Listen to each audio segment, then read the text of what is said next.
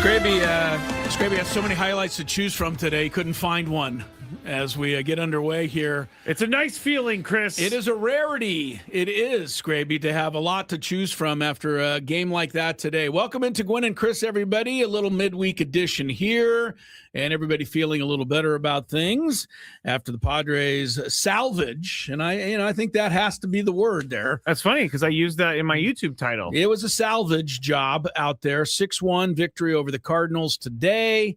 And so they get one before they leave town, and the road trip now stands at 3-3 as they head to Texas for the weekend. They'll have a day off tomorrow, but we're with you for the next 3 hours, and then Skraby, he's going to extend it on past that for an extra hour of the Skraby Chronicles, an hour of the Skraby Chronicles. So we got you covered here for a while. We are going to talk, a lot of Padres, of course. We got notes on a scorecard coming up later on.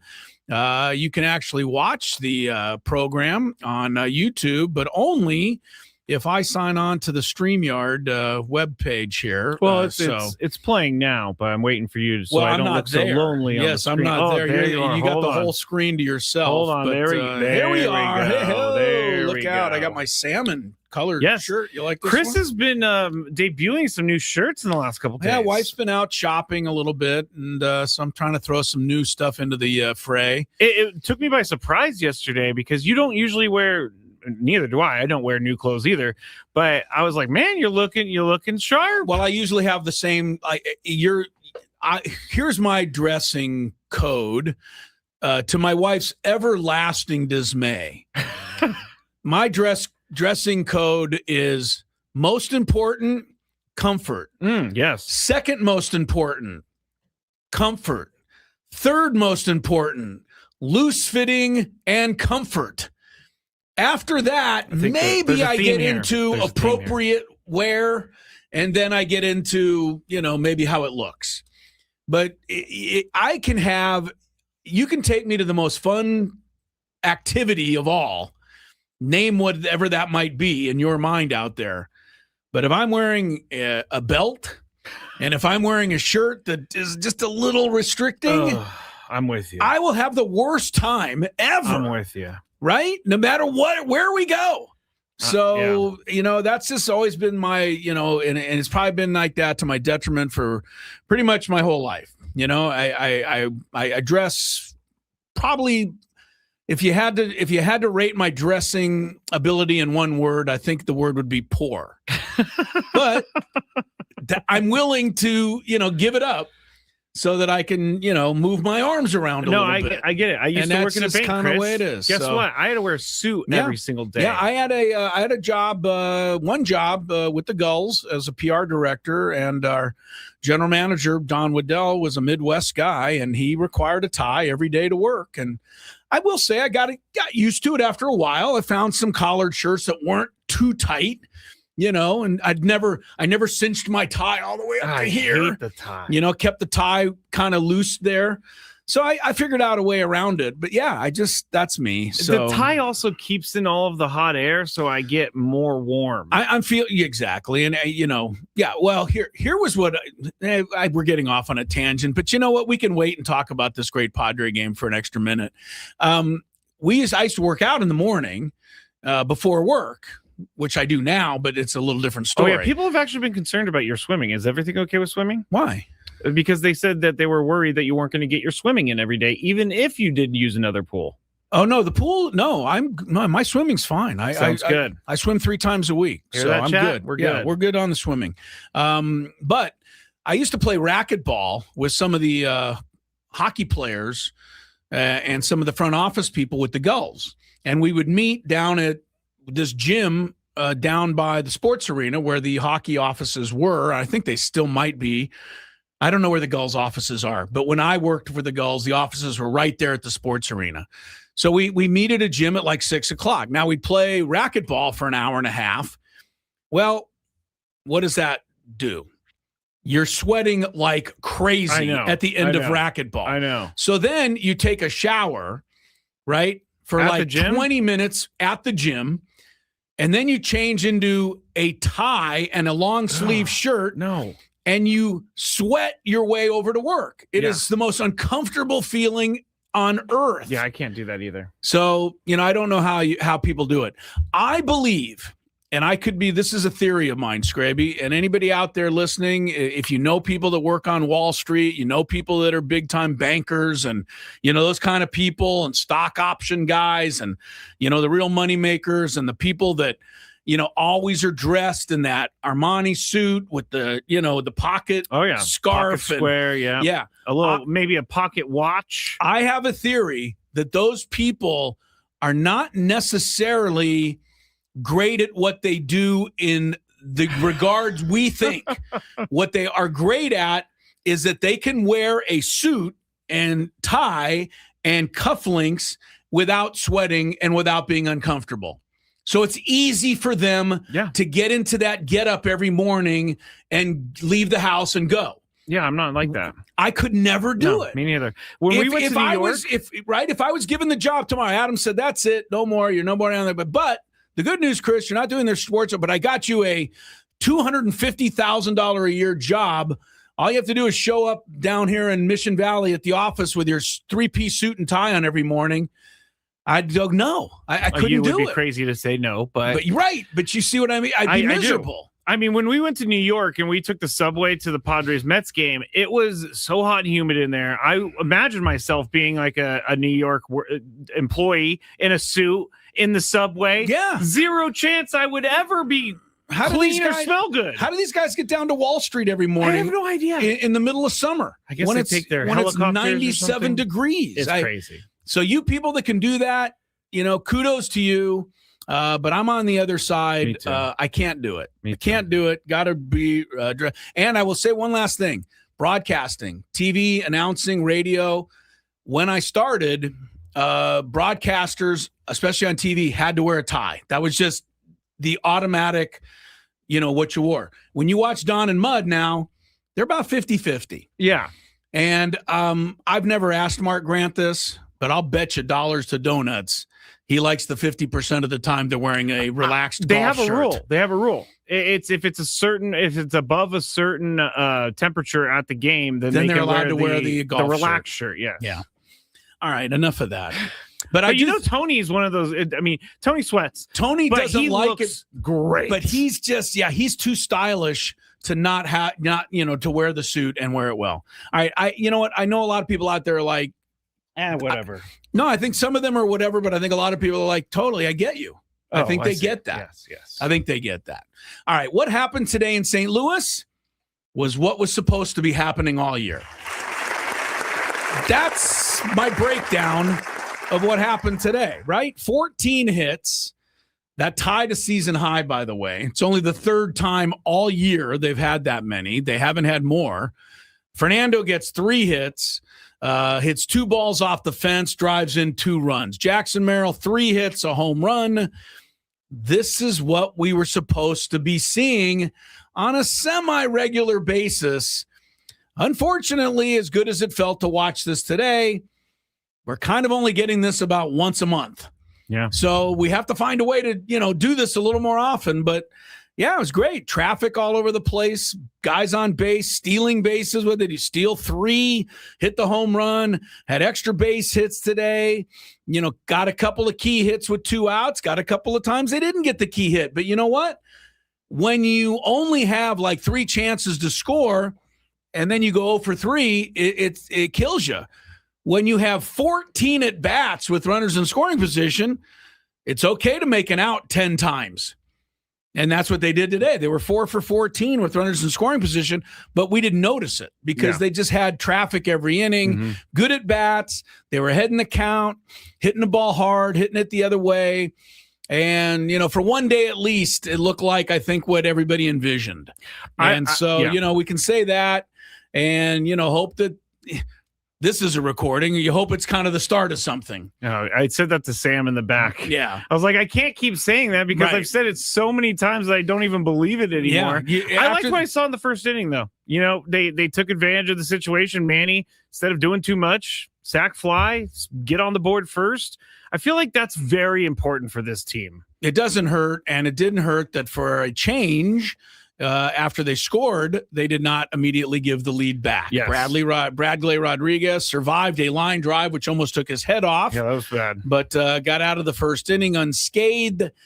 Griffin Canning, I'm going to give him the benefit of the doubt and say he's still a work in progress because this is kind of his extended spring training. But he drives me crazy. He's behind in the count all the time. It's always 3-0 with this guy. It's always 3-1. He walks 3. He leads, leadoff hitter. It's just, he got through it today. So I'm happy for him. He got his first win as a Padre. Let's leave it at that. But yeah, let's put it this way. I'm not exactly thrilled and excited to see him pitch the next time around, until he can get a little command of what he's doing out there. But look, I thought Kyle Hart had a really important contribution today. And, Jason Adam to me is still struggling. Yeah, I don't know what's going on. Yeah, I don't either. He got one hard hit ball that turned into a double play, so that saved him. But look, regardless, we need a win. We got to win. And, get 14 hits. Everybody gets a hit except for Ty France. And I'll tell you one thing about Ty France. He can feel pretty good about having contributed to this game today because he threw out a runner at the plate that I think every first baseman in baseball would have just taken that play to the base and allowed the run to score. So that was a hell of a good play. And the double play that he finished in the 9th inning, although not as crucial, was as good a play as you're going to see a first baseman make catching a wild throw. So Ty France showed his gold glove off today. So he contributed as well. And so everybody was in on it a little bit. And, my guy Sun Moon Song came in and hit the ball on the ground. Yeah. And he got a hit. He listened. Yeah, listen to me. Stop popping the ball up. It was a good day all the way around. So 6-1. I'm not even going to mention the fact that the last 3 runs and 4 hits and 2 walks came off of a pitcher in the 9th inning who probably doesn't belong in the big leagues. Roy Croft? Yeah, I'm sorry. I mean, this guy's got a 16 ERA. I just felt like the Cardinals were kind of sacrificing the game at that point. They were sacrificing him for the game. Right. He looked into the dugout, and I think the dugout looked back at him and said, "You're out there. You're on your own, pal." So he had no clue what he was doing out there. But look, you took advantage of it. You got the home run. I thought for a second they were going to take away Jackson Merrill's home run, and I'm thinking, why is this even a concern of mine that they're going to look at this on replay? There's only 2 things the ball can be: fair without question or foul without question. There's a pole there. It's not like it's anyone's opinion. Was it? I feel like this ball was like slicing towards the pole. A little bit, but did it go inside the pole or out? I honestly couldn't tell. And they looked at it for 20 minutes. I'm like, they're going to take this away from him. I was scared of that too. Because that's definitely how replays go for the Padres. It seems like where the outcome that you're like, it could never be that. Yeah. Ends up happening. It's not an opinion. The ball is either fair or foul. Call it. And when you have 20 minutes to replay, what is it taking so long? And it was a crew chief review. You could have just moved on with the game. Unbelievable. Anyway, they got the win 6-1. It's on to Texas next. And if this does them any good, I'll be at the game Friday night. So no. Yeah, they're going to be under watchful eye. Oh no. On Friday night when they get to Texas. All right, we're underway. We got a good one lined up. We're going to do notes on a scorecard in a little bit, but this weekend the whole city is being taken over by NASCAR. And I mean everything. It's going to be all NASCAR, Coronado. It's going to be crazy. There's going to be racing all weekend long. I know it's going to be loud, but beyond that, if you want to go, and I imagine a lot of you want to see this as a very historic thing, how are you going to get there? What's the best way to avoid what figures to be a massive jam of people trying to go over the bridge and whatnot? Yeah. Amy Lupo is the president of the San Diego Street Race. That means she's kind of responsible and one of the people who helped bring this race here. She's coming up next. So if you have any interest in this NASCAR race, which I think a lot of you do, you're going to tune in because she's going to help you get in and out of there this weekend and enjoy the great NASCAR event. Later on, we'll give away some more Dave Chappelle tickets, so stick around for that. It's Gwynn and Chris on 97.3 The Fan. Ben and Woods on The Fan.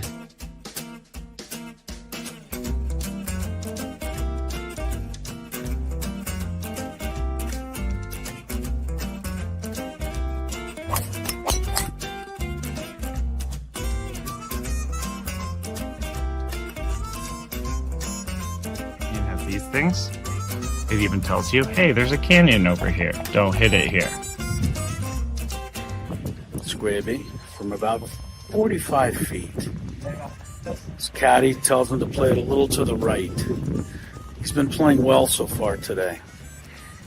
Fourth hole. Nice smooth delivery. Hit it too hard.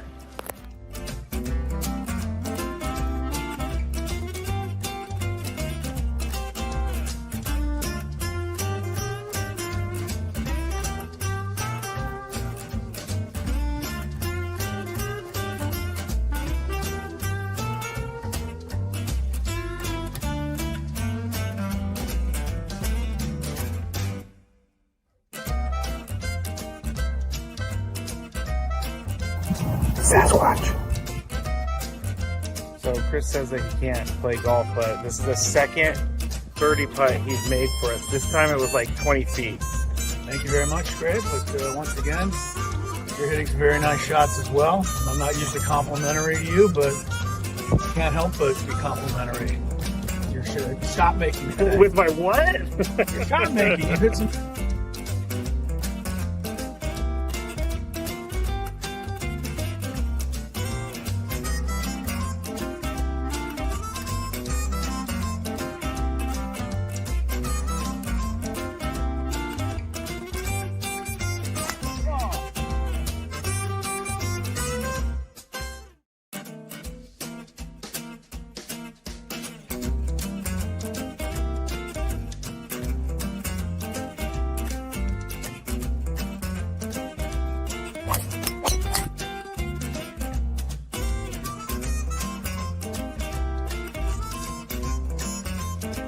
These things. It even tells you, hey, there's a canyon over here. Don't hit it here. Skraby from about 45 feet. His caddy tells him to play it a little to the right. He's been playing well so far today. Fourth hole. Nice smooth delivery. Hit it too hard.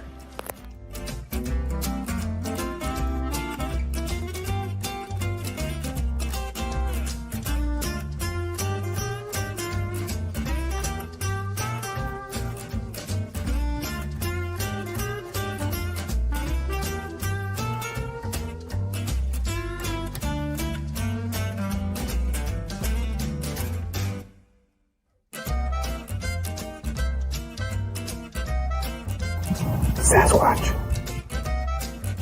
So Chris says that he can't play golf, but this is the second birdie putt he's made for us. This time it was like 20 feet. Thank you very much, Greg. But once again, you're hitting some very nice shots as well. I'm not usually complimentary to you, but can't help but be complimentary. Your shot making today. With my what? Your shot making. You hit some.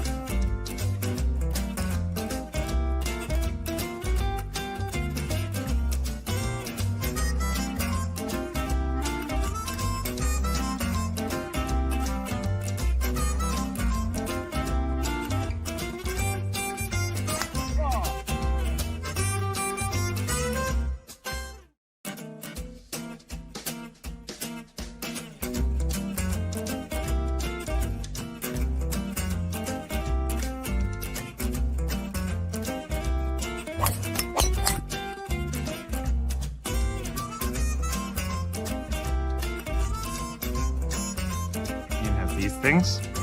It even tells you, hey, there's a canyon over here. Don't hit it here. Skraby from about 45 feet. His caddy tells him to play it a little to the right. He's been playing well so far today. Fourth hole. Nice smooth delivery. Hit it too hard.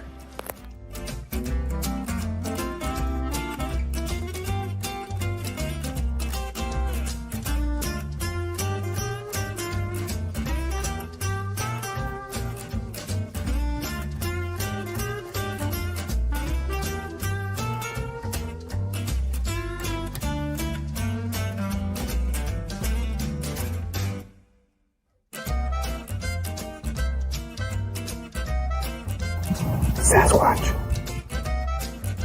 So Chris says that he can't play golf, but this is the second birdie putt he's made for us. This time it was like 20 feet. Thank you very much, Greg. But once again, you're hitting some very nice shots as well. I'm not usually complimentary to you, but I can't help but be complimentary. Your shot making today. With my what? Your shot making. You hit some.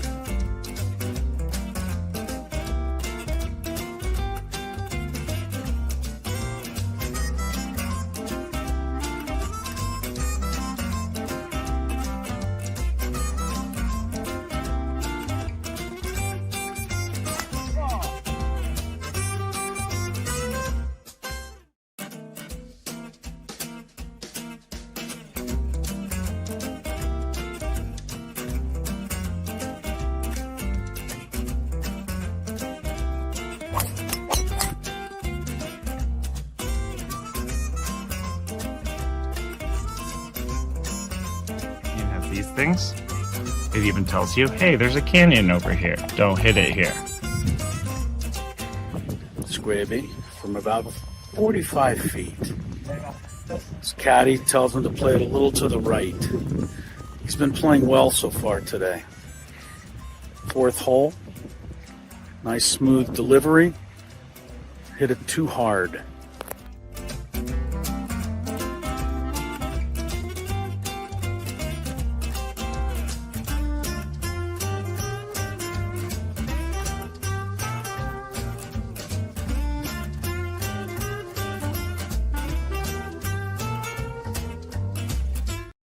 Be together in our Odyssey Palace studios, Build House Studios. We know how. All guests will join us on the STCCU fan hotline.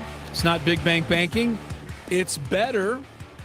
And Amy Lupo, president of San Diego Street Race. Yes, NASCAR is upon us. It's only a couple of days away. Like, I remember when they first announced this, I was like, yeah, it's great, but it's so far off. I'm not even going to concern myself with it. I mean, it was over a year ago that they announced this. I mean, this was like a long time ago. Well, here it is. It has arrived, and this is the weekend that Coronado is going to be buzzing and then some. We'll talk with Amy here in just a couple of minutes. Couple of quick things to check in on. The World Cup soccer continues.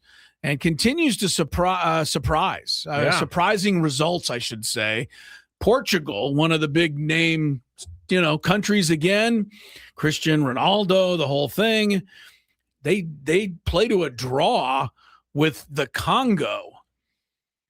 That's like probably not supposed to happen. I would assume not. I don't know all of the ramifications, but I could see that the players from the Congo were celebrating as if they had just won. Yeah, they were going to have a parade in Lower Manhattan tomorrow morning. But actually, that parade's going to be for the Knicks, not for the Congo.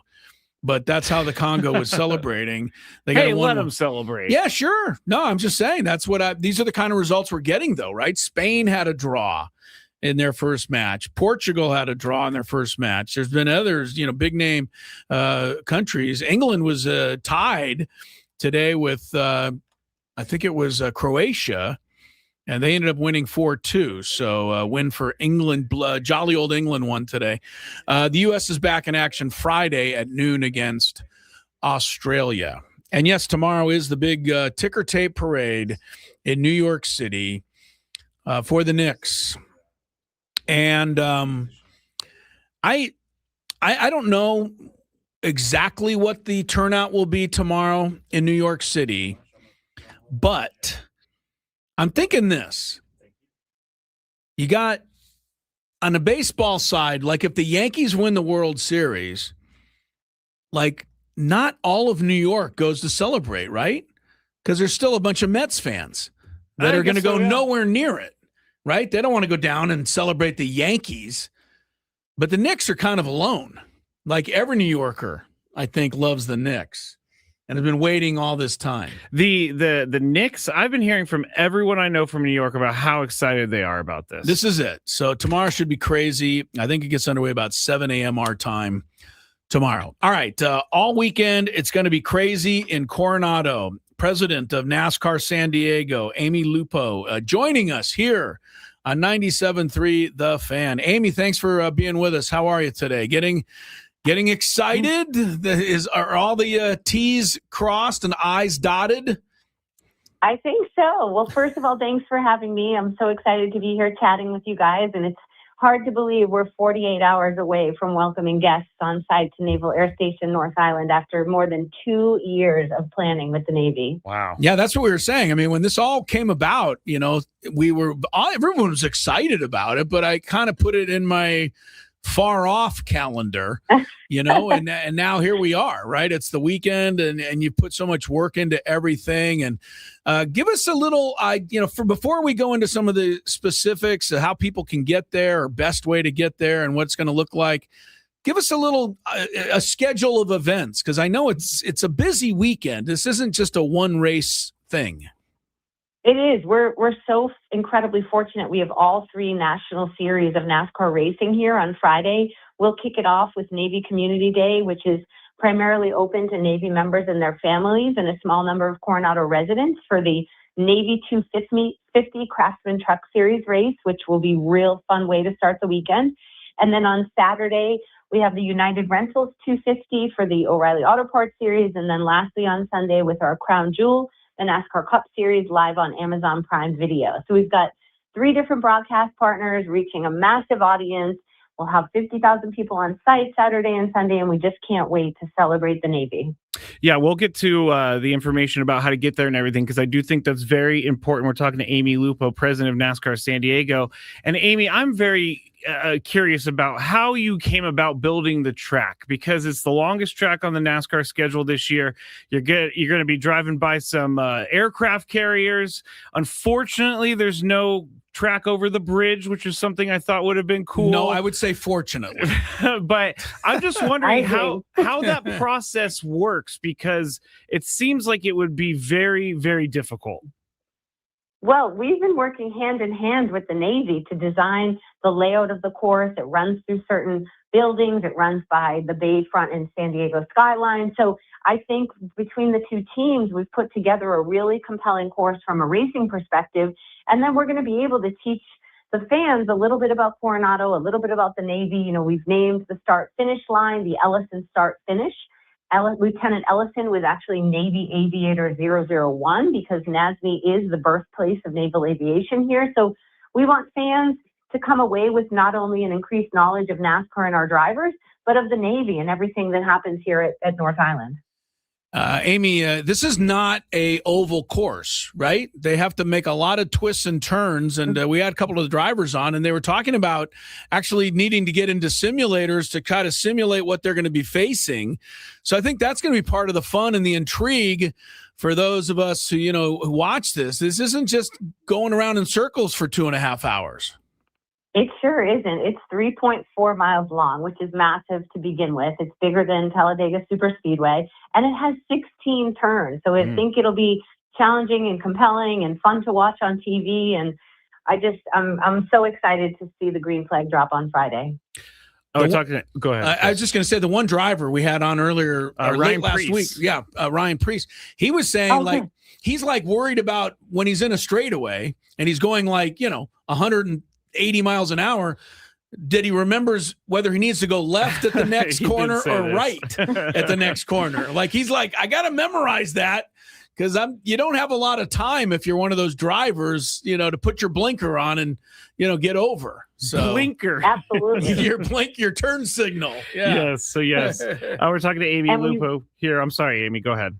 No, we worked with our partners at iRacing, and so the course is actually drivable for those who play the iRacing video game. We launched it a week and a half ago here at Naval Base Coronado. We have a simulator that we provided to the Navy, and the sailors were some of the first folks to try it, which was really exciting. So we're having a little contest within the Navy folks to see who has the fastest time. So maybe we can get one of them in a car eventually. That is really awesome. We're talking to Amy Lupo here, president of NASCAR San Diego.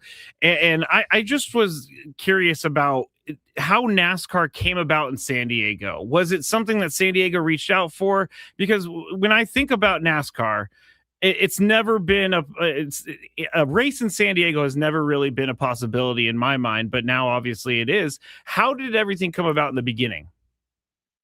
Well, it's really a very interesting story. So I joined NASCAR 4 years ago to help lead the Clash at the Coliseum in Los Angeles. And once we decided to sunset LA, we started looking to make sure we could keep racing in Southern California. And a bunch of us came down to San Diego to look at various locations. And we went up to Point Loma. You guys are familiar, Cabrillo National Park, and looked down, and our head of design and development would take a peek and said, we can put a track there. And we weren't connected to the Navy at that time, or the Navy Region Southwest. So Mark Neville, who's the head of Sports San Diego, was able to get us connected to Admiral Brad Rosen at the time, who was running Navy Region Southwest. And we just started talking, and the Navy had been incredibly responsive and willing to work with us from day one. And so the last 2 years have just been fun building this together with the Navy, and here we are. Yeah, we get some questions on the chat, and I'm glad I get to ask this real quick. Is this a 1 year thing, or is this going to be a multiple year thing? What's the deal with that? We are all hopeful that we can return in 2027, but for right now, we're solely focused on June 19th to the 21st. We've got a lot to do in the next 48 hours. Tell the people on the chat to relax over there. We all love this. We're so excited. They got to get through the races this weekend. Yet. And we're already that excited. It's going to be that good. All right, Amy. I love it. Amy Lupo is the NASCAR San Diego president, and nice enough to join us. And everyone's geeked up for this thing this weekend in Coronado. But I know a lot of us are going to say, I want to go. Am I going to be able to get there? How am I going to do it? What is the best strategies? What can you tell people that are planning to, go or maybe some people that don't even have tickets? Should they, still go over and try to get tickets and give people an idea that maybe aren't as locked in as some of the others? Sure. Well, we are fully committed for Saturday and Sunday, so I definitely would not recommend coming over the bridge if you do not already have a ticket. Okay. We know the bridge is always a challenge, and what a lot of people I think don't realize is that there are 34,000 people who live and work on North Island, and they get 20,000 cars a day coming to the base, primarily single occupancy. And last time we checked, there aren't that many people coming to a NASCAR race by themselves. So we're highly encouraging carpooling, highly encouraging early arrival. Our parking lots open at 7, our gates open at 9, and the racing is at 4, 2, and 1, respectively, Friday, Saturday, and Sunday. We've got plenty of pre-race activities. For those who are familiar with NASCAR racing, our Fan Fest experiences are typically really fun and engaging, and here we've even taken it to the next level. We have more than 90 activations among all the different fan areas, so I think there'll be lots for fans to see if you just come early and be prepared. Yeah, make a day of it, right? Don't just show up for the race at 1 o'clock. I mean, get there early and have a great time. I mean, this is a big deal. Now, you mentioned Friday night. You said something about this was kind of for the Navy. Again, does that mean that if I want to go over and see what it's all about, I should stay away, or maybe I should, tell me what I should do? I'm just curious, because there's got to be some people that are going to try to get over there that are thinking, right, I want to see what this is all about. Yeah. So again, if you don't have tickets as of now, I would say our partners at FS1 are going to do an incredible job with the broadcast on Friday night, and everybody can be a part of it. I gotcha. And how loud is it going to get? Well, listen, I hear these jets for 2 years, and our cars don't even come close. So it is pretty loud. That's a good comparison. It certainly won't compare to an F-18. I met a woman in Coronado a couple of months ago, and I was asking her if she was worried about the noise of the cars, and she said they constantly hear the jets, and they call that the sound of freedom. So I'm stealing that one, and that's what we're about to have this weekend. I'm looking forward to it. I'm gonna go just to hear the cars.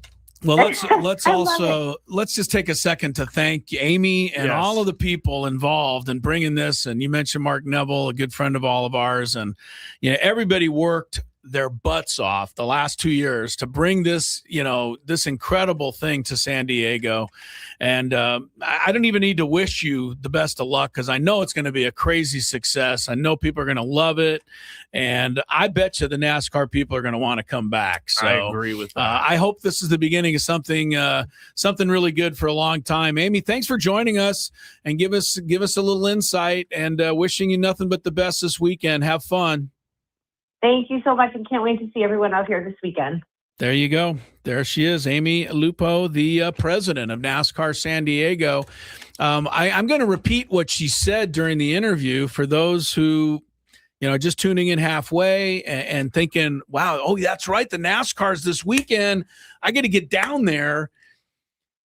Like now, now. Yeah, go look at it now. Because no, I'm saying just start going now. No, well, I'm kidding. No, I don't think that's going to be the issue. I think what she's trying to get the message is don't go if you don't have tickets. Yes. You're not going to be able to really get in. There's no window to go buy a ticket. There's not anything for you to see. There's no tickets still available. You know what I mean? Yep. Yeah. So if you want to sit on the bridge with a bunch of traffic for no payoff at the end, then you're going to, go over there. But otherwise, just don't go over there. Watch it on television, enjoy it, and make plans to try and go next time. Yeah. Because that's basically what Amy's saying. Everything's pretty much sold out, right? Friday night is a Navy event. Saturday and Sunday, there's no tickets available. And I don't think, maybe I'm wrong, Skraby, I don't know how the scalping market is in the NASCAR world. I don't either, Chris. So, I'm not going to begin to try that. I'm sure you can find tickets on secondary market sites, but I wouldn't just go over there willy-nilly on Sunday. No, make sure you have tickets in hand. I also got to believe that you can't just get on the base, right? Unless you have tickets. I would. Yeah, I'm guessing that's the way it is. They don't just open the base up and say, "Hey, everybody, come in." To me, I think you're going to have to show a ticket to get in. I guess we should have asked that. Yeah, we could have asked that, but I'm going to assume. But the bottom line is, don't go if you do not have a ticket. I think that's the best strategy. Unfortunately, as much as everybody wants to get a piece of that and see what it's like, probably best, get tickets next time. I think it's really cool that the Navy was so excited about this and helped them design the course and all of that. I like the fact that, what you say, 16 turns? 16. I mean, left, right, going miles. Over here, that's past an aircraft carrier. That's my favorite part. I just think it's great that they're not, an oval is an oval, but you see a couple laps, you know what's going on. I will fight you on oval racing because people are always like, it's so boring. All they do is turn left. There's much more strategy to it. There's a lot going on. I don't disagree with that. I'm just saying that this seems more intriguing than just the oval. However, you won't be able to see the entire track. So where you post up is where you're going to be the entire time. It's not like golf where you go walking around to different parts of the track. I don't think. It's a 3.5 mile course. You're right. You're not going to be able to see the whole thing, no matter where you are. Amy joined us on the SDCCU fan hotline. It's not big bank banking. It's better. She sounds like she's in, got this kind of wired because she was in on the races at the Coliseum. But I could imagine putting an event on, because I've seen my wife put events on. That's something my wife does. I don't even want to think about what you're about to say. Yeah. My wife works on something for a few months and then starts, going into her event mode like a couple of weeks before the event because you're worried about everything. Yeah. Amy's been doing this for 2 straight years, getting ready for this one weekend. See, people are very good at events. I am terrible because I'm not a detail-oriented person enough to be the point of operation of an event. Well, luckily you're not in charge. Thank goodness. Yeah, we're all going to be all right. I did like the Coliseum race that they put on, so that was kind of cool. I didn't know she was behind that. It is coming up, finally, at long last. And as Amy said, I think if it's a success, which I know it's going to be. I think so, too. The NASCAR people are going to love San Diego. Who doesn't, right? Who's the last person to come here and go, I didn't like it? And everybody likes it here. Probably some Dodger. I don't even think a Dodger. San Diego. I don't think even a Dodger. I was just trying to disparage someone. When did NASCAR first break away from the South? I'd have to look. It was never. What do you mean never? It was only in the South. It's a big thing in the South, but no, it was only in the South for my entire life until 15, 20 years ago. I know they've been having races in California for a while. I'll try to look this up. I used to watch it on the ABC Wide World of Sports, Jim McKay. And I can remember some of the great drivers they had back in the day. Not just Richard Petty, but how about Cale Yarborough? Oh, I remember him. How about Buddy Baker? I do not remember David Pearson. I know him. Bobby Allison. Yes. Engine, I think, maybe was named after him. I don't know. It was crazy, and it's going to be crazy this weekend. Gwynn and Chris back with more. Padres 6-1 win today, if you're just tuning in. We'll talk more about that on 97.3 The Fan.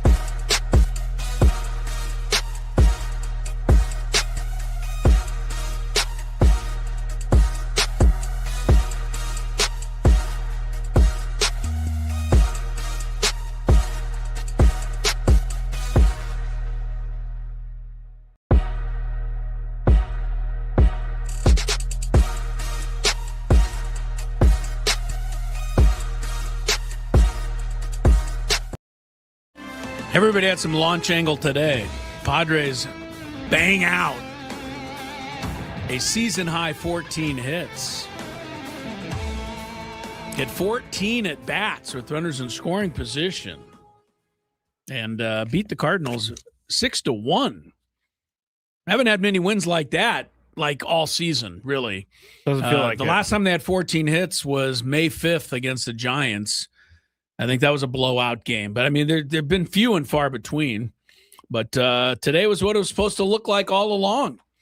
Fernando had 3 hits, a couple of RBIs. He hit a ball so hard in the 5th inning today that the center fielder looked like a Little League player running in as the ball sailed right over his head. What in the world was he seeing? Well, I'm not. You don't see a major leaguer do that often. No, but a ball that is any center fielder, especially, will tell you when you're playing in straightaway center field, a ball directly at you, like that one was, it is difficult, at least for a moment, to judge how far it's hit. I mean, I'm not coming down the guy. I'm just like, I don't see that at the major league No, you don't level. see it very often, but you do see guys come in and the ball go back. Yeah. This was just hit so hard. By the time Church tried to run back, it was too late. Do we? I think. In Notes on a Scorecard, which is going to come up at 4:40. Yeah, I think we're going to be revisiting that play for a different reason. a couple of reasons. Yeah, Fernando hit 2 balls off the wall today. On one of them, he didn't make it to second base. So, again, it's hard to be complaining when we win 6-1 and the guy has 3 hits and 2 RBIs. So that's what we wanted. That's what we got. Jackson Merrill has been dreadful all year. I mean, I don't know any other way to say it, but he had 3 hits and a home run and a couple RBIs today. So that's good. Everybody had a hit except for Ty France, and all Ty France did was make 2 huge defensive plays to help you win the ball game. Griffin Canning got the win, his first win as a Padre. And we never missed Mason Miller on this trip because there was never a save situation for him. Yeah, I guess it worked out. So that worked out fine. I imagine. We don't know for sure. No. He wanted to keep the whole thing private, which I believe is his right. Of course. But he's on the bereavement list, and we'll see when he rejoins the team, hopefully Friday in Texas, where I was going to say Bradley Rodriguez. He's not starting again Friday. It's Vasquez starting on Friday. I'm not as comfortable with Randy Vasquez starts anymore, but. Well, look, Michael King hasn't been very good for a while now. No, he is not. Vasquez has been less than what he was in April. Mm-hmm. Both Canning and Giolito now require a opener. They do. Neither of them can start a game, apparently. And who's your 5th guy? Who am I leaving out? I did this the other day. I know. Too. I hate when I do something like this. I did this the other day too. Michael King, Randy Vasquez, someone on the chat. Somebody's yelling it right now. Please, I know. There's always that one guy you can't remember. Still can't. Oh, Walker Buehler. Yeah. Which he might be the best pitcher. Honestly, you almost feel more comfortable with Buehler right now than anyone. And, still Walker Buehler hasn't gotten to the point where he's past 6 innings, really, 5 mostly. Yeah. The starting rotation is not really that great. The hitting we know is not great. The bullpen is great. Defense is great. The record is, in a lot of ways, it's better than it has a right to be. 38-35. Yeah, they're back in the final wild card position today. They love this 3 games over 500 thing. Anytime they get away from it, they come right back to it. Yeah, they went to 11 games over 500 there for a while. That was fun. When was that? That was after they beat the Dodgers, the 1-0 game. They were 11 at that time? Yeah, the home run by Andujar. They won 1-0. Yeah, wow. Yeah, they moved into first place. They went to 29-18. And since then, they're 9-17, which isn't great. It's even more depressing than I thought. Pretty depressing. But for today, at least, it was nice. All right, Skraby said we should play some Chris versus the fans. So it's been a while. It's 4:00. We didn't really promote it much because it's a short show. But there's still time for you to get in if you'd like to play a little trivia. 833-288-0973. If you win today, you'll be qualified for the chance at the grand prize, a 2-night staycation at the Town and Country Resort, and a $250 food and beverage credit. You can work on resting vacation face this summer at the Town and Country Resort. 3 pools and a 4-story water slide named Twister make the Town and Country a family favorite. Rates start at just $199 exclusively for fan listeners. Visit towncountry.com/thefan to book now or call and play Chris versus the Fan. If you had one shot, one opportunity to take down the human almanac himself, Howdy do. now is your time. Listen to me, this guy is dangerous. Now is your opportunity to win a prize. Well, I hope you know what you're in for. Chris versus the Fans starts now on 97.3 The Fan. Did we want a package or did you want the other tickets? Oh, Dave Chappelle. Or do we want to save those for the 5 Let's o'clock hour? give them to the Chris versus the Fans winner. All right, today. we're packaging the Dave Chappelle tickets. Give me a second. You will have a chance to win those tickets. Pair of tickets to Dave Chappelle Thank you. at Viejas Arena this Sunday, right there on the San Diego State campus. Viejas Arena. Yes, Tickets are at Ticketmaster.com. Dave Chappelle, Sunday at Viejas Arena. You can get 2 tickets if you win Chris versus the Fans today. So a little bonus for you playing. Yes, and the rules, you have to make it through 3 questions. Each question will get more difficult. If you get the question right, you move on. If you get it wrong and Chris gets it right, you're eliminated. But if Chris gets it wrong, then you move on to the next question or you win if you're a first-time player. Let us know before you get into it, and you'll get that question for free today. All right, very good. Let's play ball. I'm ready. Let's go Excited. to our first contestant. We'll go to Jason. Hello, Jason. Hey, good afternoon, gentlemen. Good Jason, afternoon. thanks for playing, sir. Ready to go? Good luck to you. Thank you. Here we go. Question number 1. All right. Finish this commercial jingle for a men's hair care product. Chris just gave me the look I expected. So 1 pointer. No one can tell. No one can tell with. Okay, this commercial or this. Not good at jingles. Sorry. Okay, I'm gonna get rid of this. I thought it was fun to take a chance, but I'm not gonna go with that. It's just for men gel. Just for men I gel. have no idea what you're talking about. You've never heard that commercial? Maybe. No one can tell with just for men gel. That's Wow. one of the worst jingles I've ever heard. Well, you haven't heard it, so you can't I've actually heard say it. that. I just didn't remember it. Well, that's your problem. It's not like All right, It's Jason. not like have it your way at Burger King. Now I was that's trying something something I can new. remember. I was trying something new. Yes, you were. What about you're gonna like the way you look? I guarantee it.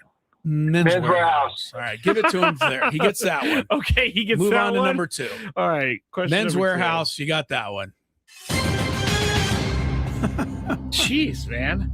We're a tough crowd over here. It's not like I come up with 10,000 questions every year. Yeah. And the fair. one. All right, Jason. Who is the head coach of the New York Knicks?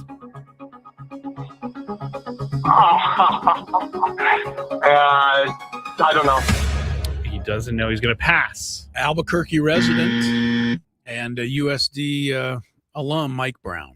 Mike Brown. Sorry about that, Jason. Sorry, Jason. Mike Brown winning becoming, by the way, I thought this was interesting, only the 39th man on the planet to coach an NBA championship team. There haven't been that many. Wait, say that one more time. Only the 39th person to coach an NBA championship Oh. team. Yeah, that does seem. I mean, considering Phil very Jackson, few. Phil Jackson took like 12 of them himself. I guess so. So, but you that know, does there's seem not a weird. lot left Popovich over. is there.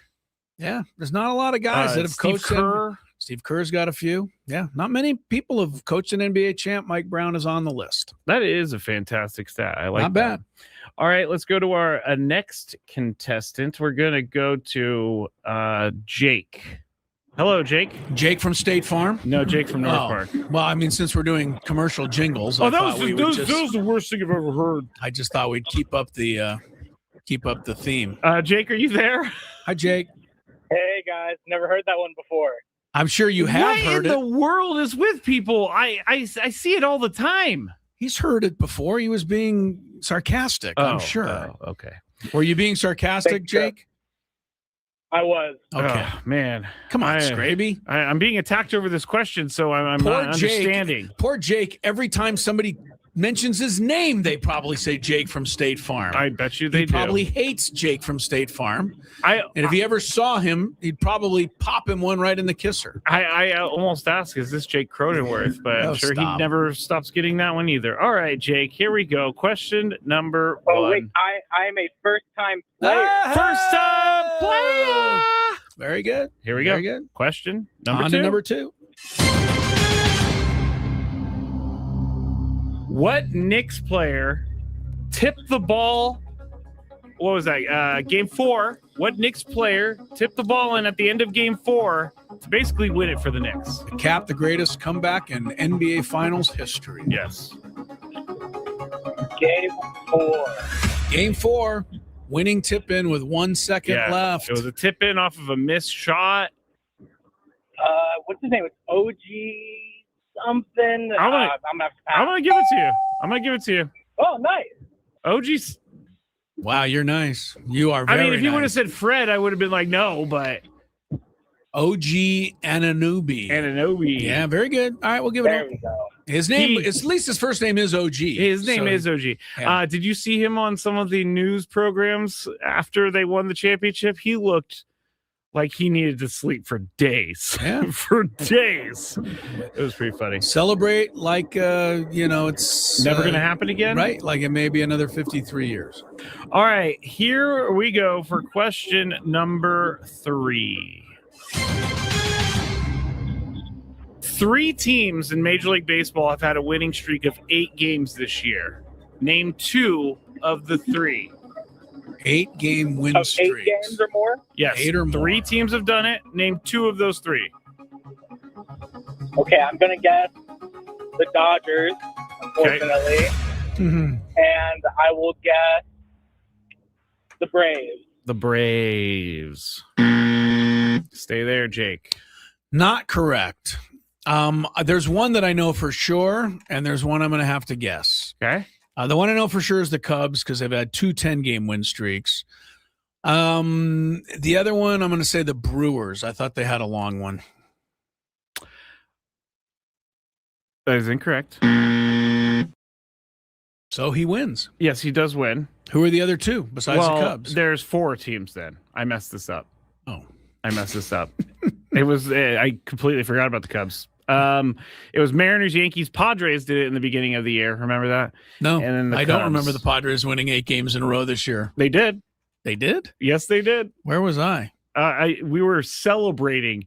Yes, but you do win, Jake. So congratulations on So that. the Cubs was right. Cubs was right, but the other one. What did you say for the Brewers? Yeah. Let me go make sure the Brewers didn't have a winning streak. Yeah, it wouldn't be shocking if they did. It wouldn't.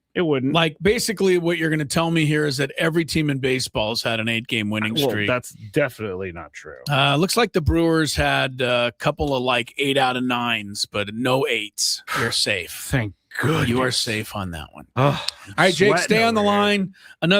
Another rousing edition of the old Chris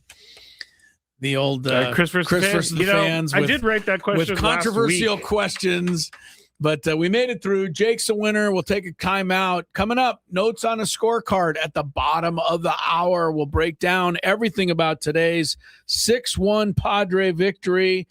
And if you know how notes on a scorecard works, you know that even though the Padres won, it wasn't all roses. We'll explain as Gwynn and Chris continues.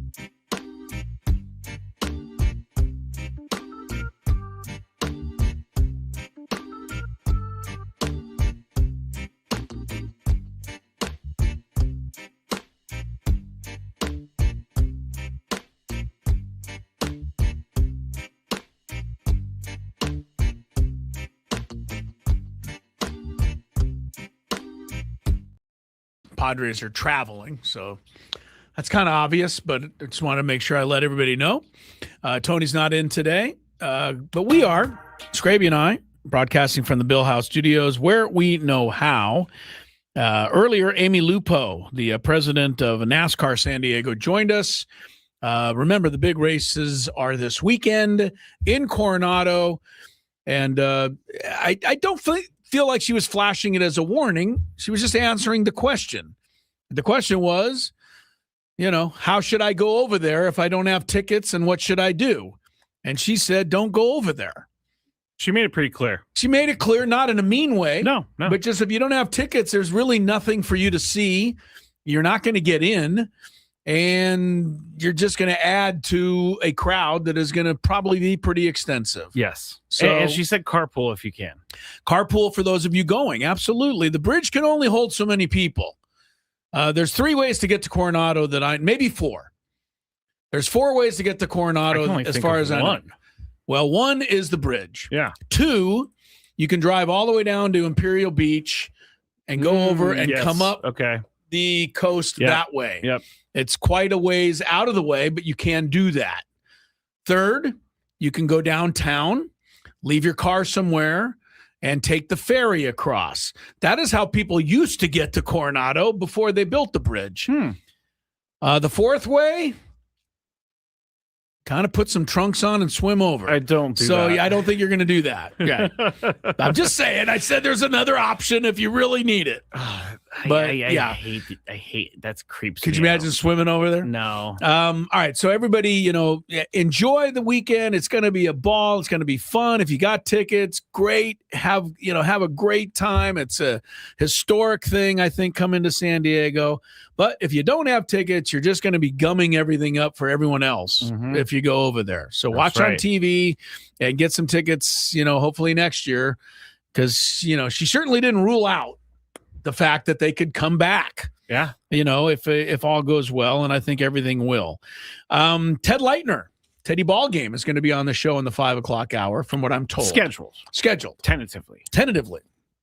Anytime it's a possibility that Ted's on the show, I get excited about that. He's actually in the building, so. All right. And we have notes on the scorecard coming up in about 10 minutes. But a couple of NFL things that deserve discussion.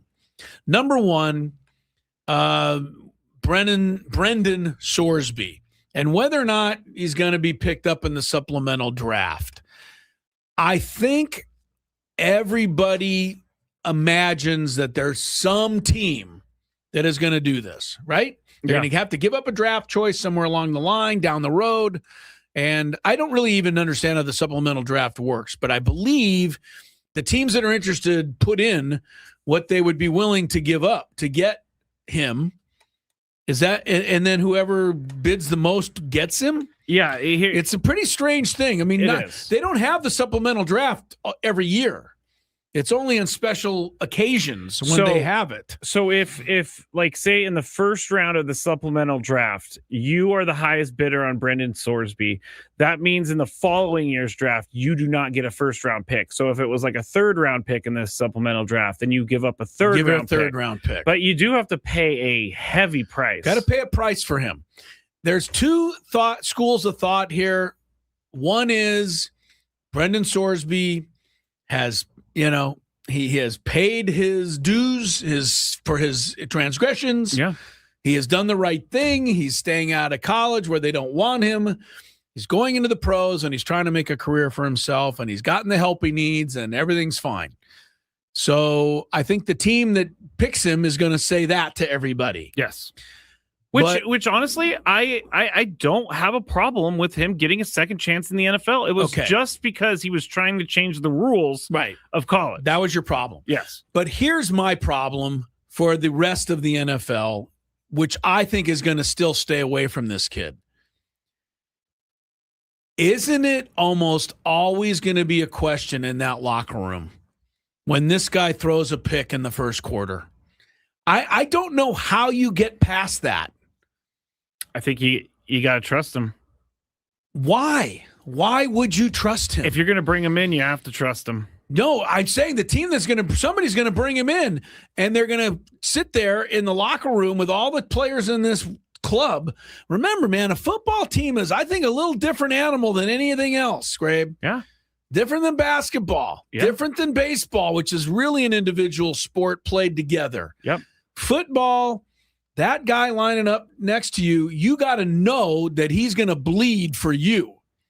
And if you don't believe that, you can't work together, right? You got the football mentality a little more than I do, but it's all about trust and trusting the guy you line up next to. I don't know how you ever get past this with this kid who's made 40,000 bets on football. I don't you say, well, he just threw 2 picks in the first 4 attempts of the game. Is this the day that he jumped off the wagon? It's going to be difficult, I think, for a lot of teams to sell it to their players that we're bringing this guy in. Also, I think that's a fair concern that a lot of people may have. I agree with you. I think also, like, when you bring in a guy like Brandon Sorsby, causes a whole bunch of media mess for everybody else, because everybody's going to ask you about it. Yeah, you're going to ask you about it. Right. You have to answer it. That's a good point. Okay, he threw a pick earlier today. What are your thoughts? Were you concerned? Yeah, something like that. That's a fair point. Teams don't need the distraction. So it'll be interesting. Somebody's going to do it. I don't know who. I will tell you right now, if it's the Dolphins, I'm going to just about to play. Going to hate it. It's going to be like the Chiefs. If it's the 49ers, you're going to hate it. I will. Okay. I will. All right. So that's one story. 2, Denver Broncos have excused Jonathan Cooper from minicamp, not after his arrest, but after his arrests. Yeah. When you make it plural, it gets worse. He's been arrested twice in a 7-day span on multiple domestic violence charges, including a felony. Wow. Sean Payton said he's taking this time. He's got to work on himself. And then the old obligatory, we're monitoring everything that's going on with the league, and we stand behind him 100%, and we'll be there for him. And the unsaid comment, which is, hey, as soon as the season's ready, we're going to welcome him back with open arms because he needs to be around this team. Oh, yeah, because he needs the camaraderie. He needs the support and the camaraderie. I'm not picking on Cooper. I don't care that he's a Bronco. I don't care about Cooper. And we don't know, and this is why it always has to be said, we don't know that he's guilty. No. We have to, leave that there. But just once, even if it's unfair, you can't tell me that there's a part of you and me that doesn't think, come on, man, you're getting arrested twice in a week for the same thing that's and crazy. A felony? Yeah. Like, go play somewhere else. Yeah. We just don't need you. There's whoever Jonathan Cooper is, and I think he's one of their leading tacklers, etc. You can find another guy that can tackle people. That isn't I don't know. a Tackling problem. is at an all-time low in the NFL. You know what I mean, Chris. though, right? But teams are willing to put up with this kind of stuff constantly and ask their fans to support it. That is the most interesting part. Is you ask your fans to maybe you're going to put your morality on the line. Put your morality out there. When he sacks the quarterback, you stand and applaud. That's how it goes. Again, and he could be completely innocent, and then our statement goes out the window. But it's hard to, I don't know. I got one more. Not normally innocent people don't get in this kind of difficulty. Twice in a week is crazy. But what can I say? That's what the Broncos are doing. The final one is the one we want to talk about. We're leading up to. Rashee Rice. You always Ray Rice. I do. I guess you know what? You know what's funny? What? You got Ray Rice, which was a big issue. Yep. You got Rashee Rice, which is an issue. Uh-huh. But you can't say that all Rices are a problem. That's right. Because there's Jerry Rice. the greatest of them all. The greatest of the rices. Yes, right? So, and there's rice-a-roni, which is delicious. With San Francisco's treat. All right. So. But Rashee Rice gets out of his jail sentence, which was a month long. Yeah, 30 days. And Do you want me to explain it? Well, you got the video. Yeah. What I saw, though, was him running through traffic like more expertly than he makes it through the Buffalo Bills zone defense to get to a car. I would say that he used his NFL skills here. Yes, he did. So he's getting out of jail. He's like grabbing his stuff from the booking area. And trust me, I've been to the booking area before, being released from jail.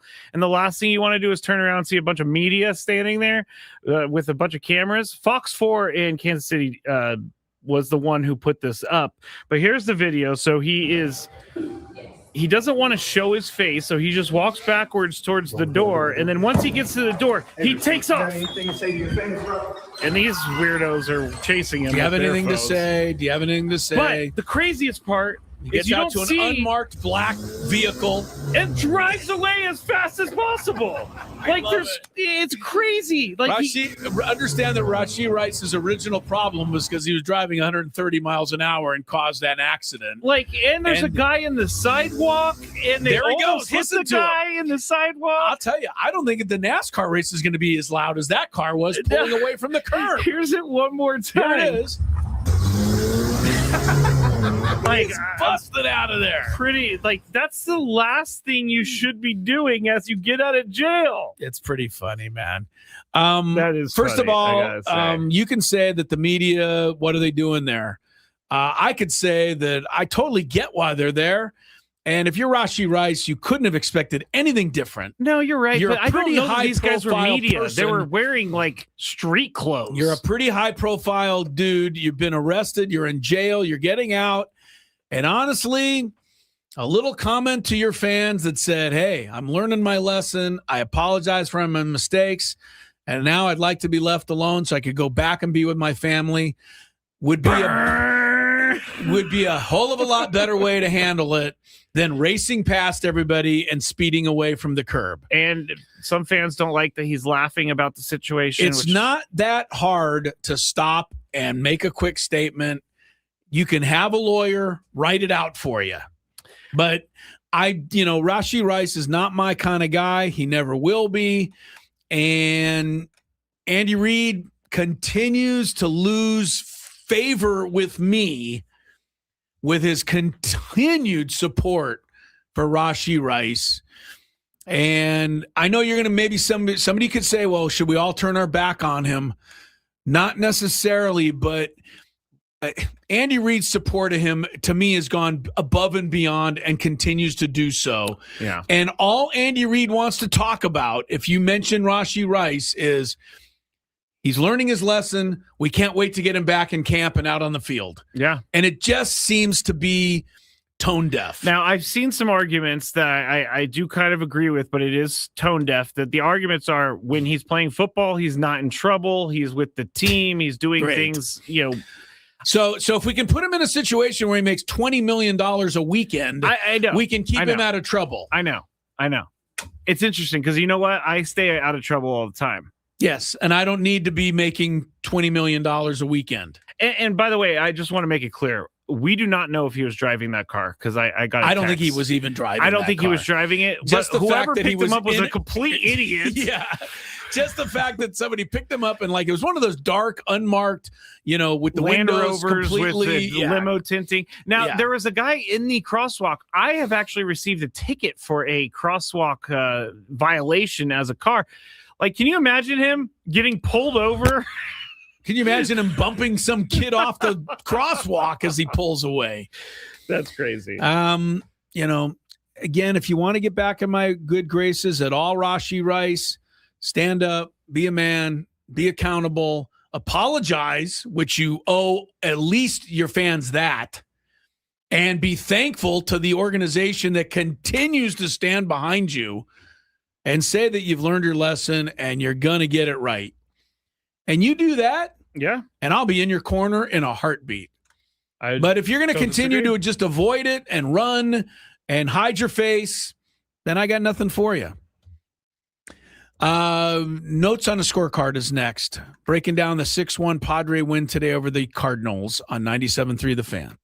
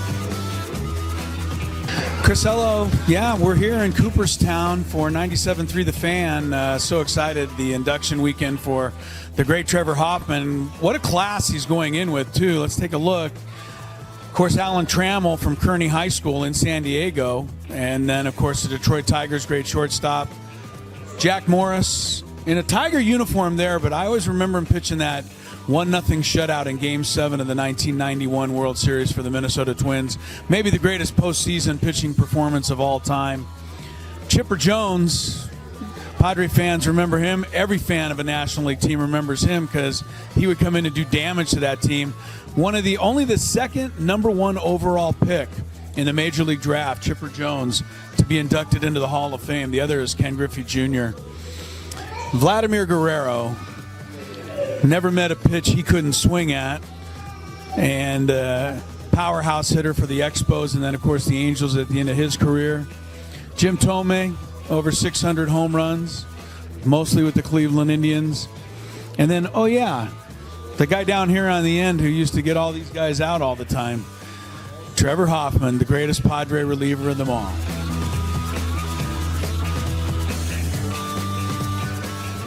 Two of the greatest outfielders in the history of baseball. Of course, you've got Babe Ruth right here. Ted Williams right over there. I was wondering who the third outfielder would be. And then, of course, it hit me. Tony would be upset if I didn't say that the third outfielder, who will someday probably be displayed right here between these two guys, is obviously Mike Trout.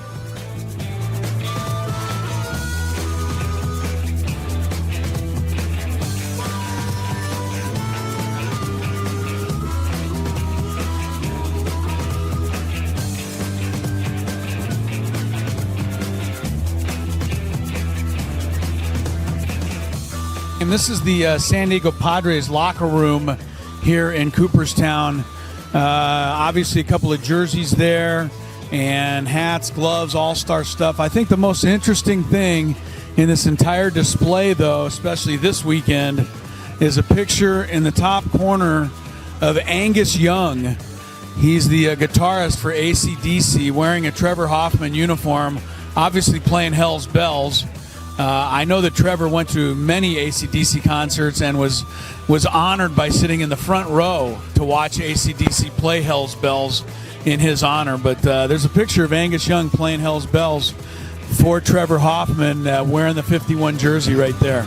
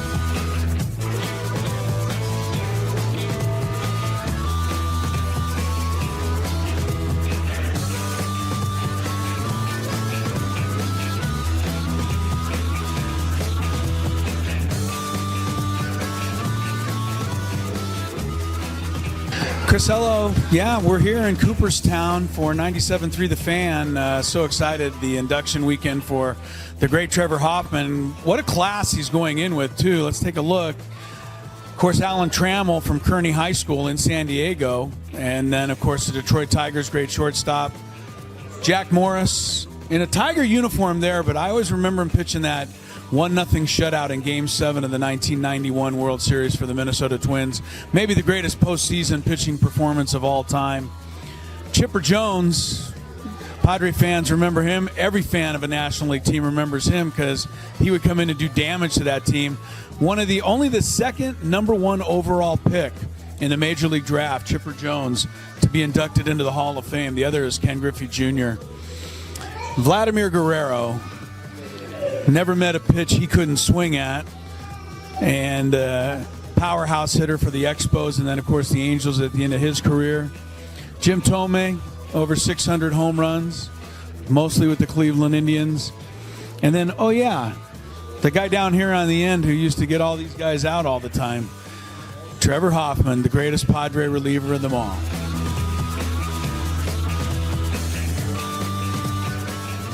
Two of the greatest outfielders in the history of baseball. Of course, you've got Babe Ruth right here.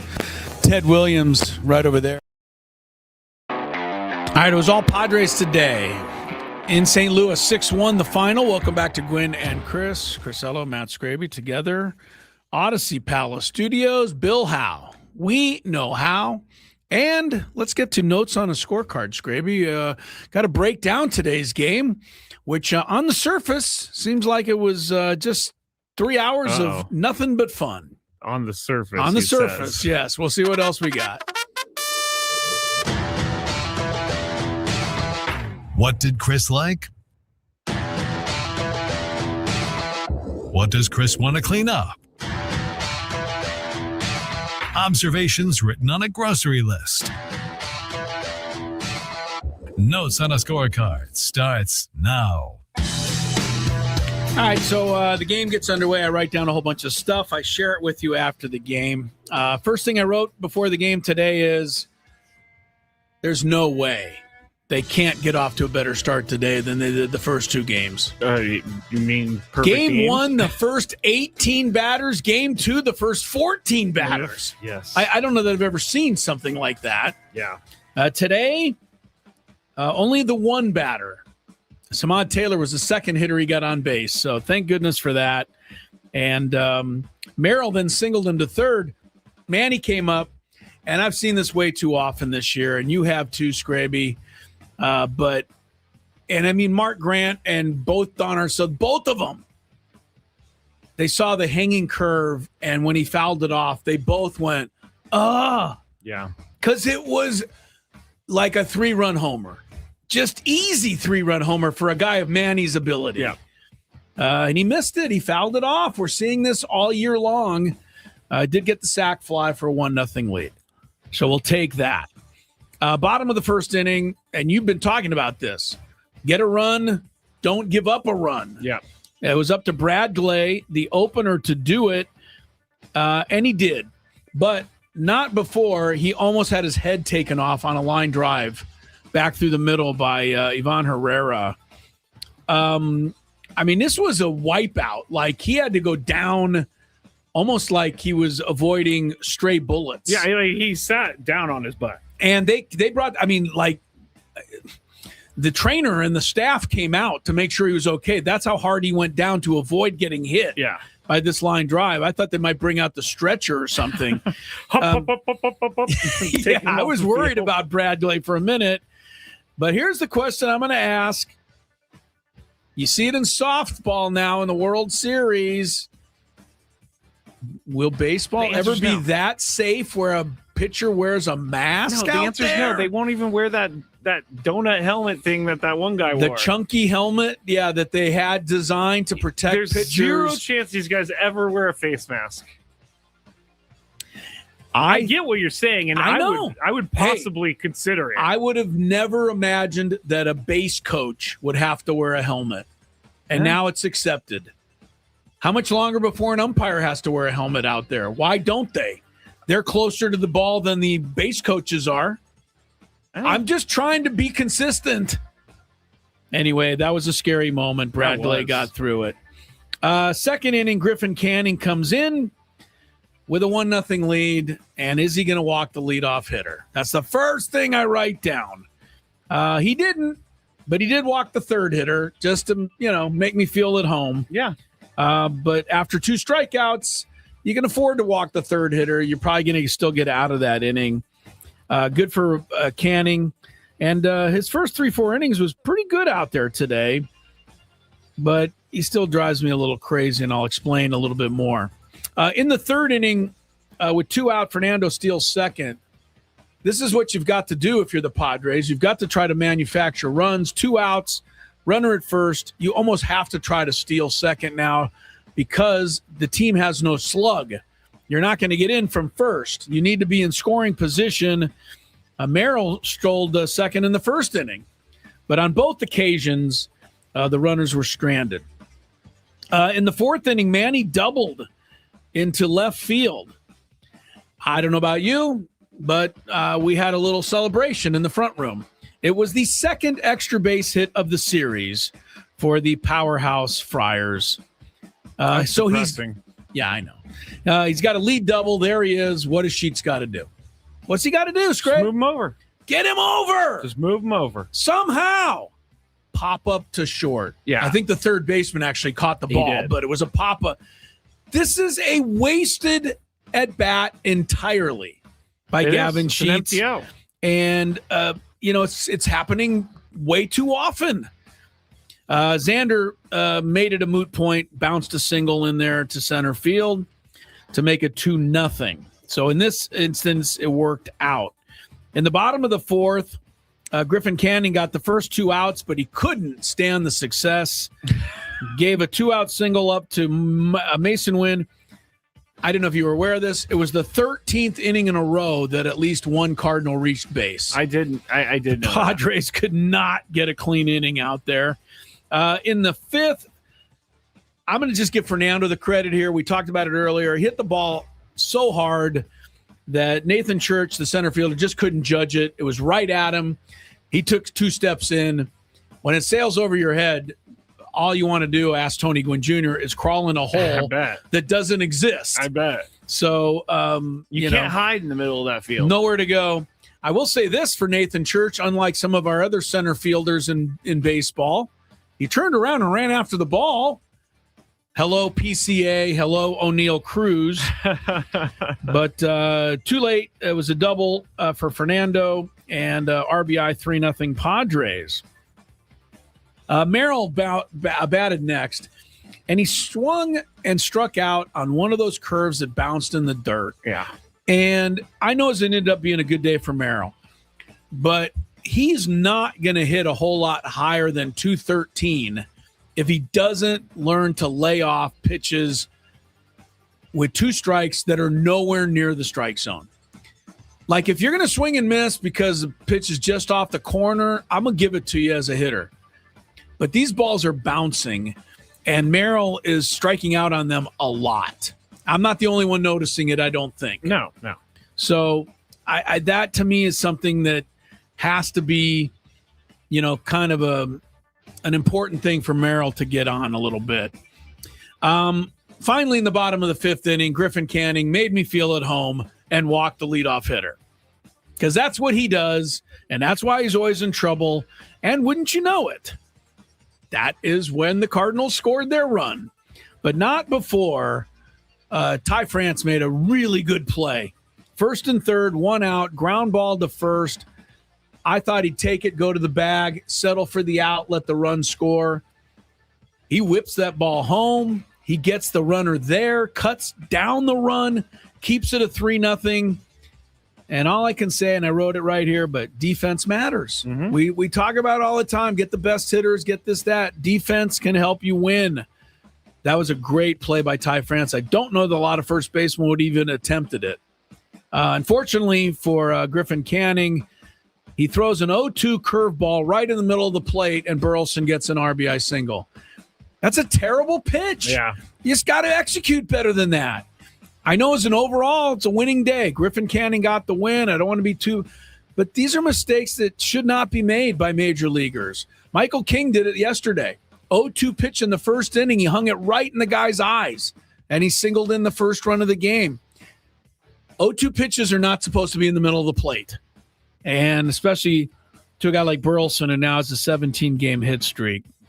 Wow, that's a lot. Bottom of the sixth, that's it for Griffin Canning, a one-out walk, and they're like, that's it. Yeah. We've had enough. Yeah. Look, I'm just going to put it here for Griffin Canning. 4 1/3 innings today, baby steps. Yeah. It's something. It was a step in the right direction. He's got to start throwing more strikes. He threw 77 pitches today.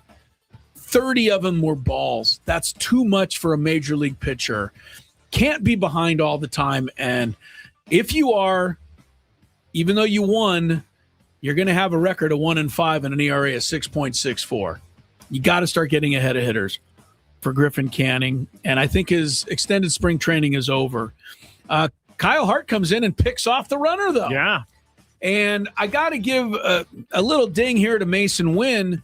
We see the Padres make these kinds of mistakes.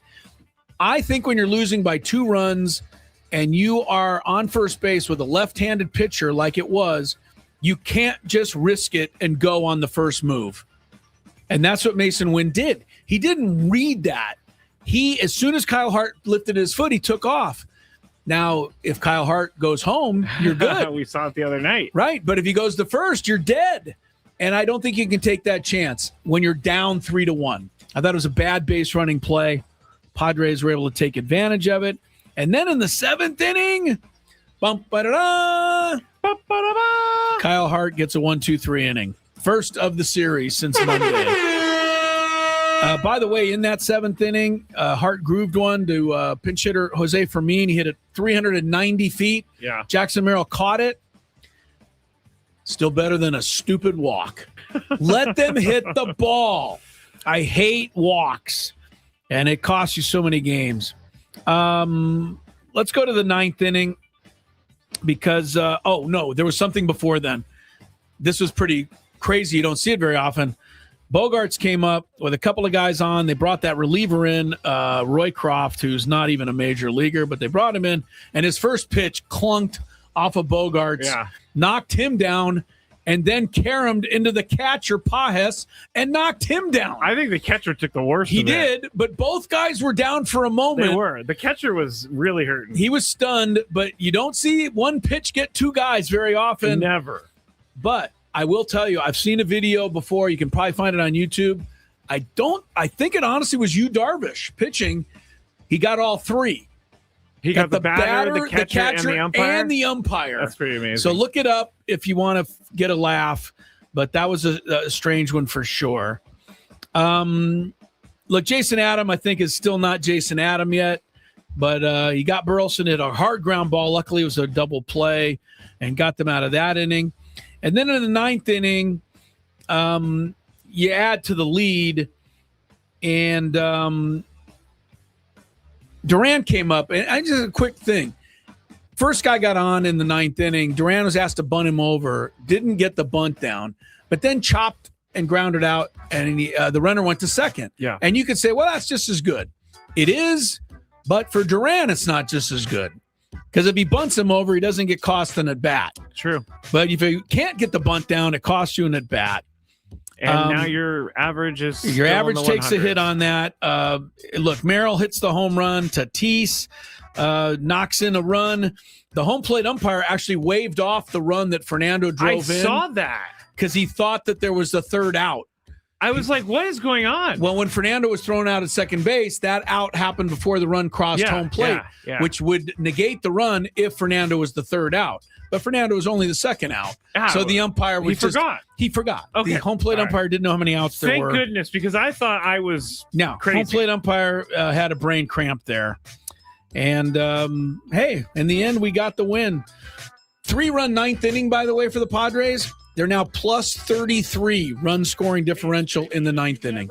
More on that when we get back. And you need to tune into the Skraby. I actually got in trouble once when I worked at the bank for looking up a celebrity, and it was totally wrong on my part. Totally wrong. Looking up their account number? just I searched her name in the account system, and Skraby, what is wrong with you? I was like 19. You'd be better thought it off. was You would be cool. better. You'd be better off admitting that you wore your underwear inside out. Frankly, This guy is just searching up people's accounts. it only happened that one time because I got caught. oh, How did my you get caught? goodness. The account was flagged, and anybody taking a look at it gets logged. And so I got called into the boss's office like 3 days What later. did that come? I'm sorry, I gotta ask, but nobody's supposed to be doing this preview. What did that conversation? How did it go? Well, Like, Why were you looking up Paris Hilton? Is that who it was? I can neither confirm nor deny. Oh my! I can neither goodness. confirm. That's really funny, Chris, that you just yelled out that name out of all names. No. But I walked in, I got called into the office, and I sat Oh my down, gosh. and all my boss, I loved her. She was great. Her name was Sharon. Amazing boss. She just slid the piece of paper in front of me, you knew said, what time "Did you it was. visit this account?" And I looked. Yeah. She was like, "We're gonna have to write you up for this, and if you do it again, we're gonna have to fire you." And I said, "I'll never do it again." And I got out of there as soon as possible. I Damn. took everything, but it was not good. Not good. Just curiosity, huh? He's like, I wonder how much they have in their account. Yeah. I mean, before I got caught, I did look up athletes. And, Oh my God, I'm so glad you're sitting in this seat now. Instead of Yes, I'm so happy you're not freaking doing any bank. job that can be dangerous to people's futures. this was in the first year that I was there. I learned my lesson As thoroughly. Chris, as I said, as soon as they walked in, there was like, Yeah, that's that our window. guy right there. That's our window. We're gonna take Yeah. him down. Yep. Just lucky I didn't get caught for like. I can't even say. I'll tell you guys off break whose account I saw It's and how diabolical. much money they had sitting in their checking account. And this was how long ago, too, by the way? Ooh, 2009, 10. Way before I became a good person. Didn't Bank America end up getting in trouble, or was that? Well, it was one of those banks got in trouble. all of them get in trouble Yeah. for selling information, but I heard folks like you. I wasn't selling any information. I was just wanting to see what was going Just on. curious. I didn't check their account activity, You which I just could check- have been like, oh, they bought this here. I'm gonna go up there. You know, I'm not that creepy. Well, that's stock. Oh yeah, you're not that bad. I'm not that creepy. This is amazing, by the way. We're supposed to be doing. How are we supposed to do baseball picks under I these don't think we can circumstances? anymore. I think we gotta push it. You guys never did it. Well, I mean, No, Skraby, we didn't. We didn't do it. Really? okay. Like you work at a bank, you're looking at people's account information? It only That's unbelievable. happened for a little bit, and then I got in Only trouble. for a little bit. I can't stop laughing at this because it is quite hilarious, Skraby. But you were saying that I may have gotten robbed or whatever. I actually did get robbed when I worked in San Francisco, and they're called quick change artists. how long did you work in the banking industry? 8 years. I was a teller supervisor when I finished. I was also the merchant teller, which took in around $150,000 in cash a day. Guess what? Always balanced at the end of the day. Yeah, I bet. But there was a guy who walked in. He had about $5,000 in hundreds, and he handed it to me. He said, "Can I get 50s for these?" And I said, "You know, it's pretty annoying that he wants $5,000 in fif- hundreds. in hundreds, and he wanted $5,000 in 50s. He just wanted 50s instead of hundreds. So I had to go get it from the vault. I come back. I'm starting to count it out, and then he's like starting to ask me questions as I'm counting it He's out. trying to miss. And I- then What did I tell you, Chris? This is what I'm talking Hey, That about. window right there. hey, this guy was so good that no one saw it coming. But so when I started getting mad at him because I counted out the 50s, he goes, "What are you doing?" I asked for 20s. And I'm like, "What? He tried You to did not play ask you. for 20s. You asked for 50s, bro." Yeah. I had to go to the vault to get those 50s. And as I was getting all mad and talking to my boss, he took the cash off the counter and put it into this folder that he had on the thing that. The original 5,000 in hundreds. Yeah, well, he kept going like that. And then I was so mad, I just grabbed it and I threw it in my drawer. And then he was like, "You know what? I'm out of here." And he walked out. And How then at much the end did of the he get from day, you? $3,000. He got an extra 3 on you. $3,000. Yeah, he got See, $3,000. The thing about criminals like that, they can sniff out a mark really I've easy. He and the Skrabinators will take over from 6 job. to 7, the Chronicles. No Skrello tonight. No Skrello tonight. I'm going to get out of here. And, I'm going to honor our guy, Chemo Jenkins, down at KSON. Long time Hall of Fame type, radio broadcaster, DJ on our sister station, KSON. I mean, he's been doing it for a long time. I think he told me today 40 years. He's always been great, and he's one of the nicest guys ever. And he's having a going away little get together today because he's retiring next month. The saddest part about this whole thing is, and I think you know where I'm going to go with this, but it's not about Chemo leaving. It's about his dog not being. He had the here best anymore. dog. Angie's the best dog. I loved and Angie. Angie would come to all the shows and hang out, and she'd come down to our studio and just walk around in here. And we're gonna miss Angie. Chemo, we could care less. Yeah, but just send Angie back. Yeah, right. Yeah, if you want to go retire, do that, but make sure Angie gets over here. Yes. So I'm gonna head over and honor Chemo a little bit, but he was telling me about the differences in radio over the years. Yeah. I cannot even imagine what radio was like pre-internet. I can't even imagine how you even do your shows. Like, you mean without the internet? Without the internet. Like, I have no idea how. Sports talk was a totally different beast because you had to have the knowledge ready to go and you had to have your stuff. You did. And if you didn't have it, we used to bring magazines in. Yeah, I had an encyclopedia baseball that sat on the desk so I could look in there for stuff. You had pro football references. You had, we had in the back at the old 690, the original sports thing back in the 90s, we had every team's media guide in every sport going back like 5 or 10 years. That's crazy. So if you needed, if somebody said, hey, can you look up something with the, the Tigers in 1991, we could go back to the media guide and we'd have it. And for that matter, teams put out media guides. Yeah. There's no such thing as a media guide. Have you seen one recently? Oh, yeah. Oh, they put it online somewhere. Yeah, they sent it to you in a PDF format. Yes, right. It's not an actual booklet. Anyway, yes, things have changed a lot. But the one thing that's biggest change from Chemo, and you ought to ask him about this, which he probably doesn't, publicize as much. Chemo's, gotten up there and he's been around for 40 years. He's got the, graying hair and the nice short cropped hairstyle. Chemo's long black hair used to hang all the way down his back. Really? Yeah. I know. Can you picture that? No, I cannot. Yeah. That's so funny. Yeah, get in on that one next time you see Chemo. But it's exciting, and we wish him the best, and we'll all miss him. And I know if you listen to any part of KSON ever and do some country music stuff, you'll miss Chemo as well. Yes, you will. All right, happy hour time for us, and we always loved relaxing here and talking about our friends at GL Pools, the company trusted by thousands of San Diegans to keep their pools sparkling, swim ready, and expertly maintained. Call GL Pools now and say radio for a free month of service. Padres 6, Cardinals 1. As I said earlier, this is the way it was supposed to look this season. 14 hits, 3 for Fernando, 2 RBIs, 3 for Jackson Merrill, a home run, 2 RBIs. Both guys stole a base. That's kind of production we were hoping to get more than like once a month. Yeah. Samad Taylor was in there again with a couple of runs scored and a walk and a hit. And Manny drove in a run and he had a double. Bogey had a couple of hits. Will Wagner, who I guess is going to just lead us to the promised land. He's started every game since he's been here, has he not?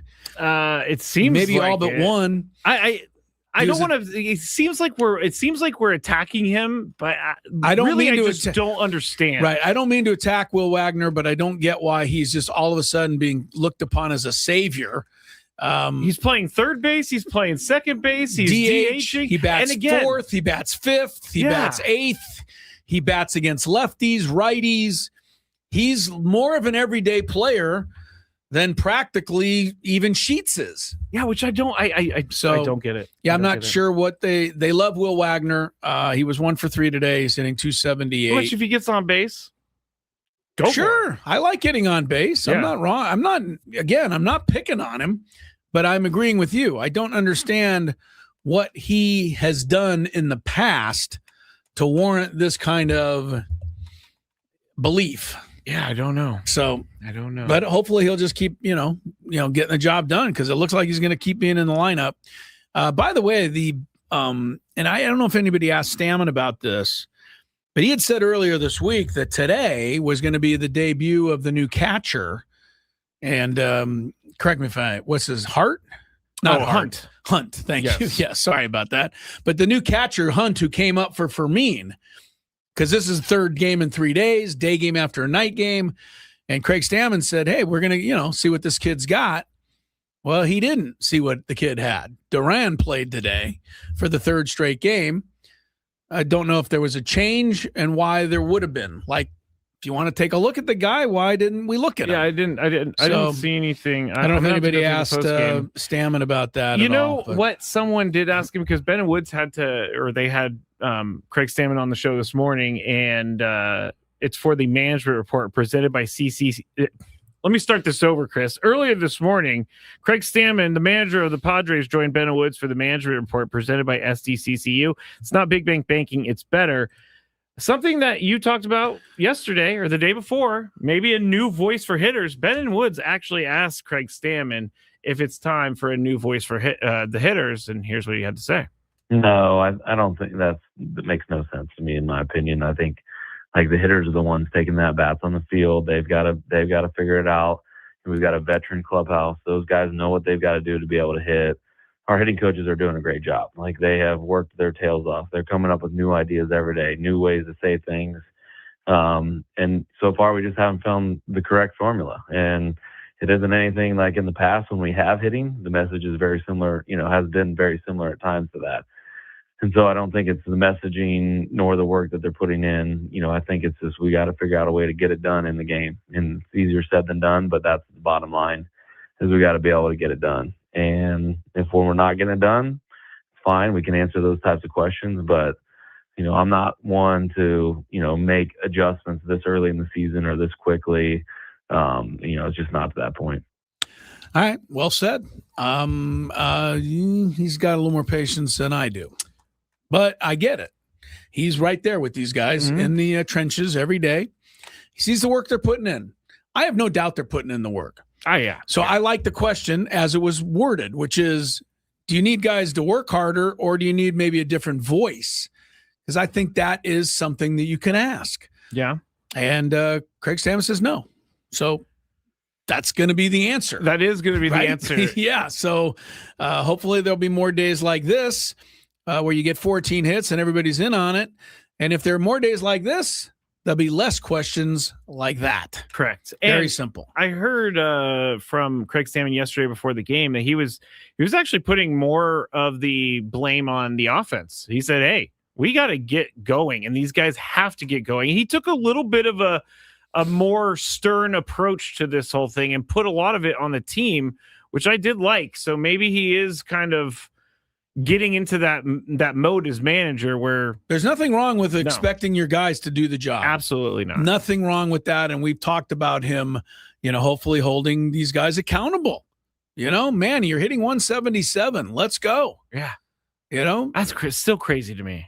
Still crazy that's his average. I had one thing on Stammen, though. What's that? Remember, he went out and argued the other day and got thrown out of the game, and he put his hand over there. Yeah. John Boy read it anyway. Yes, he did. Yeah. So if you want to hear everything Craig Stammen said in his when he got ejected in Washington, was it Washington? No. No, it was Baltimore. Thank you, Baltimore. When he got ejected in Baltimore and he put his hand over his mouth, John Boy decoded all of it anyway. Ben Woods asked him about that too. If you want to hear, sure. Here's what Craig Stammen, because he doesn't. That's the whole thing. Is that before the year even started, he said he doesn't want John Boy breaking down his stuff. Yeah, well, John Boy's doing it. I have watched the video, and I got some friends over there that work with John Boy, and they kind of sent it to me ahead of time, and is this accurate? And I gave him back it's 80% accurate, and I said I'm fine with it. Don't worry about it. So, you know what? It's fun, and I think fans enjoy it. It's what we miss a little bit about the game is that umpire manager interaction. There's not a lot of that anymore, just based on all the challenge rules and different things. But I knew I knew deep down it was probably going to be unavoidable. I did my best. I hid some of the words from my family and my kids, hopefully. But that video will probably live on forever. I'm going to have to explain it. So it will. It's part of the job. And, yeah, it's part of the job. And there you go. There you go. Yeah, John Boy doesn't miss anything. And I get why Craig doesn't want it out there. He's got kids. He doesn't want them to see their father out there saying a whole lot of bad words, which is what he's saying. Yeah, I mean, it does sound. They were bad words. So they were bad words. There's no other description. It's giving me not just the John Boy thing, but I'm learning more about Craig Stammen, and he does have that side to him where he can turn on the "I'm going to destroy you" kind of guy. How about just John Boy? What about whoever that is? Is that the name of a person? Is that the name of the website? Is it the name of the? I actually don't know. I think it's their.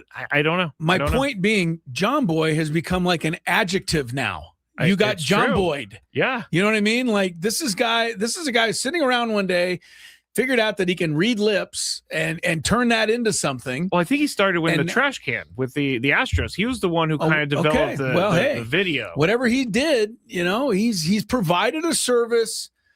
He's provided a service that we didn't know we needed. Correct. Because for how many years did we not have that?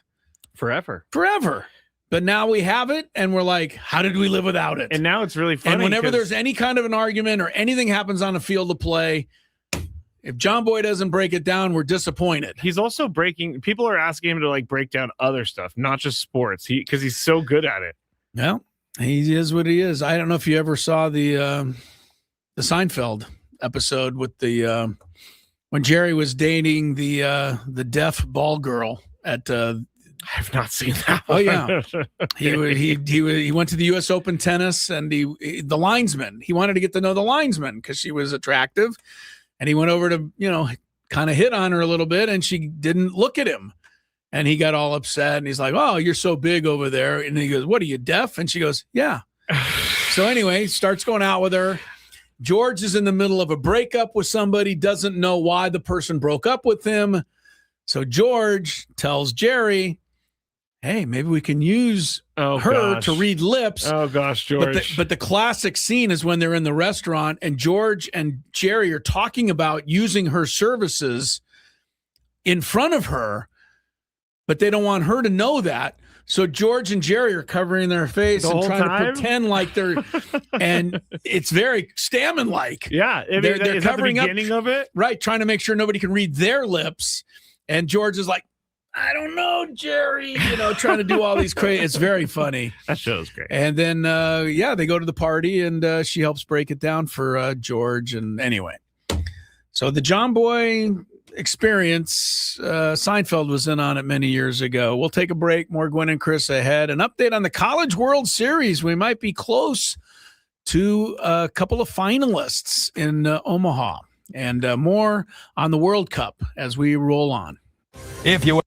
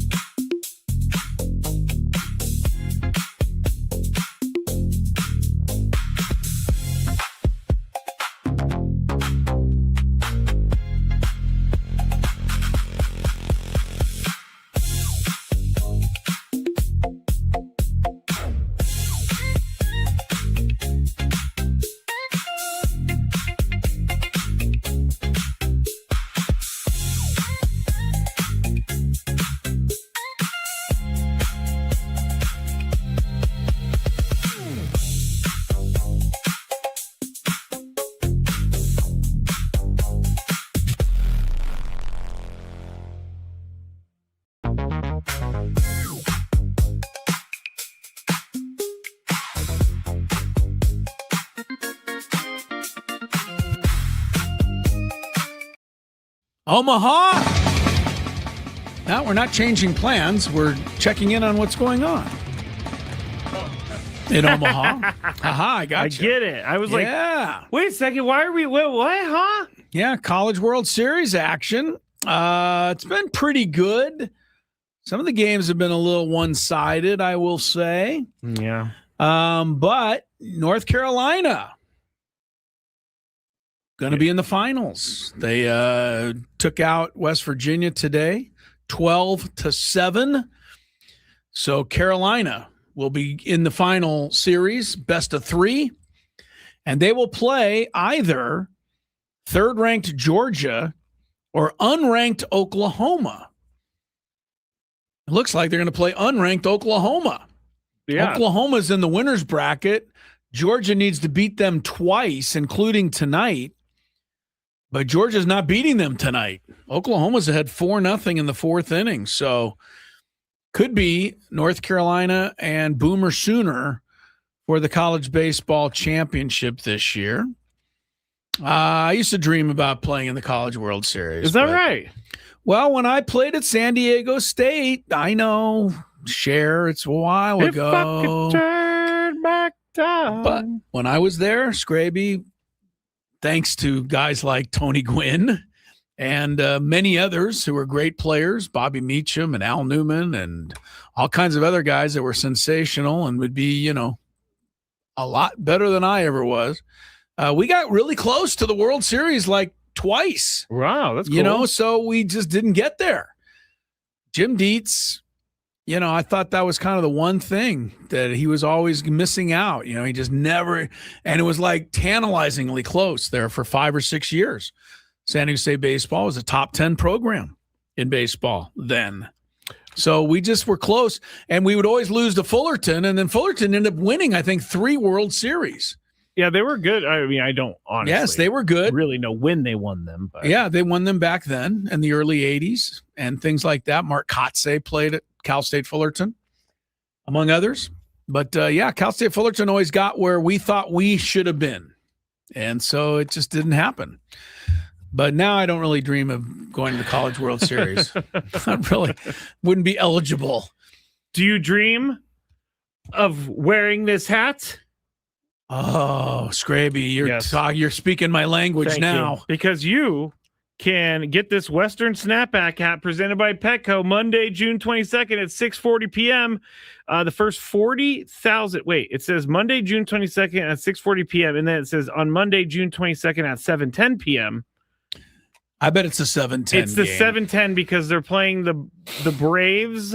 Yeah. And it's an ESPN game. So 7:10, first 40,000 fans in attendance receive a stylish Western Snapback hat presented by Petco. This chic hat, Chris, is perfect for topping off your fit and showing your Padres pride.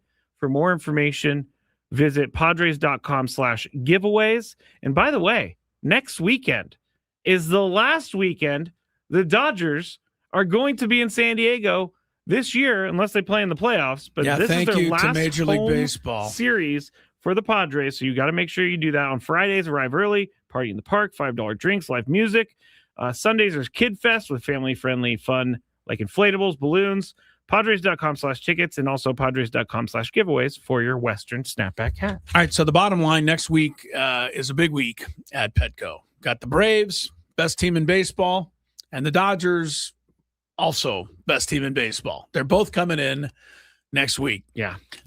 Before that, Padres will be in Texas this weekend. The birth of Slam Diego. Let's maybe hope some that we magic maybe a little magic will reappear there in that regard. The chat has a question for you. It is. What number did you wear in college? You can't remember? It's like 34. Is there a picture of you out there? No. Oh, okay. They didn't have. They didn't have cameras back then. Yeah, you remember the bed? In the Flintstones where they do the bed ride. Yeah. They chisel the photo. Oh, okay. I do get that. Yeah. All right. I don't. Yeah. You don't remember? Not really. Some reason I remember I'm 19 in high school, but I didn't have the glory number. You were 19. That's kind of interesting with you going on to play with Tony Gwynn Sr. Tony did not wear 19 at San Diego State. What was his Tony number? Gwynn, senior, wore 28 at San Diego State. That is very strange. That's strange. Chris Gwynn, I think, wore 19. I don't know. It's a long time ago in a galaxy. Yeah, I can't find far any of your stuff. What else are we? Tomorrow's the parade. Oh, yes. And how many people do you think are going to be there? Like, how many they're predicting? Like Million. 8 million? Millions. Like Millions. the island, New York City population of New York City in 2026 is 8.58 million people. Okay, I'm reading that right here. Will there be more people than that somehow jam their way into Lower Manhattan tomorrow I feel like there will to be part of that parade? I feel like there will be. I think like they could, yeah. Here's the, I here's don't know. the thing about parades that we don't think about. Okay. Safety. And the NYPD is thinking about safety here, Chris. The New York Police Department is deploying 10,000 officers to make sure this parade goes on without any incident. And I appreciate this. It just says here that they're expecting more than 1 million. That's still a It's ton not going of to be 8 people. million. That's a ton of people. It says here more than 1 million are expected to attend the Knicks' historic ticker tape parade. It's being billed as the largest in New York City's history.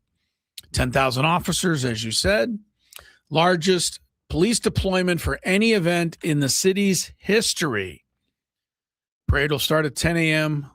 New York time, 7 a.m. here. If you want to watch it, I believe NBA Network is carrying it. Oh, okay. They're going from, I'm not really familiar with the areas in New York, but Bowling Green, a park in New York's financial district. Battery Park. Oh, it says I don't know where you're getting Bowling Green That's from. what it says. It says the parade will kick off at 10 a.m. near Bowling Green, a park in New York's financial district, where the route will continue north along Broadway until it reaches City Hall, where Mayor Zoran Mondami will present the Knicks' keys to the city. They're having a great time, though. We just saw them on the Yankees game. They're making World the Cup rounds yesterday. They're making the rounds. Yeah, they went to the World Cup yesterday, and they're like, ugh, do we have to be like here and nothing happening? Oh, you're making fun of the pace of the game. The pace of soccer. I thought you meant they just didn't want to go because they've been doing a million things since they won. Yeah. I will say the stars are coming out, though, in the World Cup. Yeah, Messi had a hat trick last night. Yep. Apparently, he's the only guy like in the world that can kick the ball into the net. You know what I mean? Now, he's not, but how is it that he gets 3 goals every game and no one else can get one? I think that's an easy answer. You know, He's just that good. I guess, right? He had a hat trick. The score was 3-0, and he had them all. Mm-hmm. We talked about Mbappe. Yes. Yesterday for France had 2, including a shot from 45 yards out, which I believe they call a cracker. I'm sorry? A cracker. Ask the soccer fans. It was a cracker of a shot. A cracker of a shot. He crushed that ball into the upper left corner. A real cracker. Oh, yeah, here it is. In British English, cracker is the exclamation of approval similar to great or fantastic. Yeah. When paired with shot, it describes a skillful, accurate, or spectacular attempt. Yeah. All right, a cracker. I never heard. How about me knowing that? That's pretty good. He said he scored with a cracker of a shot from midfield. He did. He did. He had 2. Harry Kane, who's another pretty popular name in the world of soccer, scored 2 today for England as the jolly old Brits beat whoever they played 4-2. Croatia? Was it? I think it may have been. Struggling to remember every single game that's being played, but I do know that the United States is back in action Friday against the Aussies. In Seattle, right? Oi. Yes, that'll be in Seattle. I think the Aussies won their first match, so this will be a big showdown. Barn burner. I'm hoping that the USA comes back with another one like the first one. I know it's hard to do, but I think people are kind of excited after that first one. So you want to build the enthusiasm. Yeah, I if know you I can. am. All right, more Gwynn and Chris. We still got a little ways to go. We got a big 5. Oh, that's right. We haven't even done that yet. No. Oh, I'm so excited. Ben and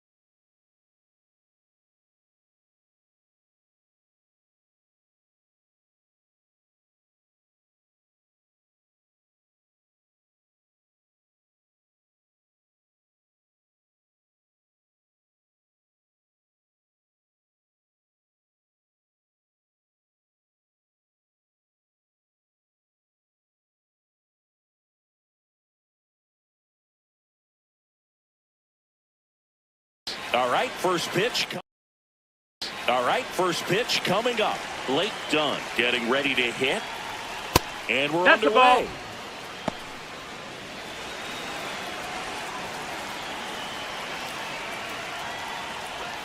Gets him to chase after that one.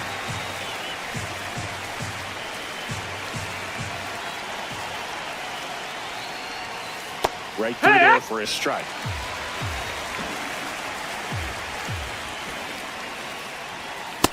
Really Ball, good that's take, up. especially with 2 strikes. And that Ball. is downstairs. And that's ball 3.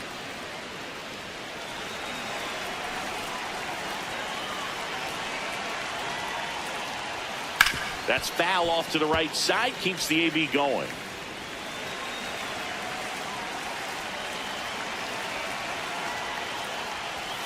Swings and misses. One away. Here's the lineup for the Reds. This is an offense, Chris, that's having a hard time scoring runs right now. Yeah, sometimes things just aren't going to click, and unfortunately what happens is players press, they try to do a little bit more, and they get out of their game. You've got to let the game come to you. If you chase it, it's going to run from you. So this is a team that just needs to calm down, relax, and understand that they're going to come out of this.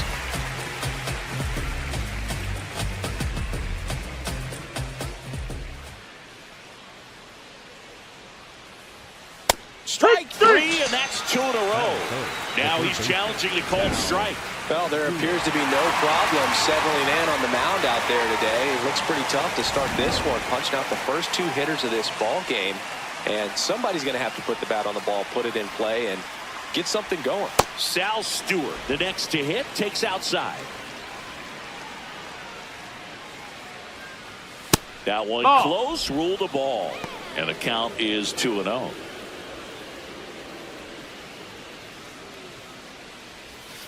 Tap foul at the plate. 2 down, nobody on. Just No, that missed. That's a ball.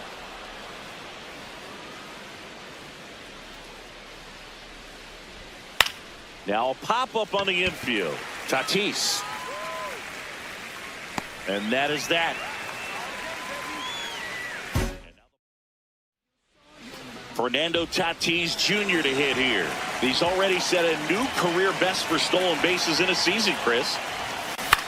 High fly ball down the left field line. Bleday going back. Makes the catch up against the wall in foul territory. Let's take a look at the Padres lineup. And so far this year, this has not been a very good offense. Well, in this day and age, if you can't slug and get on base, that OPS has to be at a certain level. If you're going to produce runs, give your pitchers an opportunity as they're facing tough offenses as well.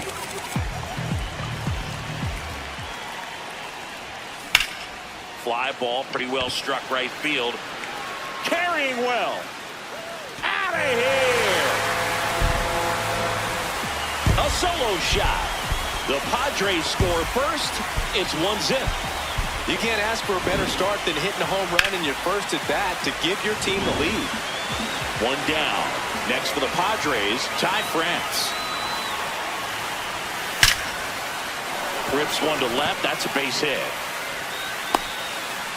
And the Padres have a man aboard with 1 out. Batting fourth, the third baseman. Nice line drive to the pull side right there, but he didn't spin off of it. That's the key. You still have to extend through the baseball in order to hit a line drive like that.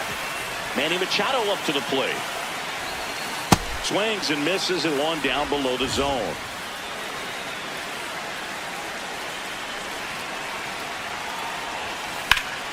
On a line, and that's got extra bases written all over it. Flying around third is France. The relay to the plate. He'll score easily. It's 2-0. Picks himself up at RBI. Put it.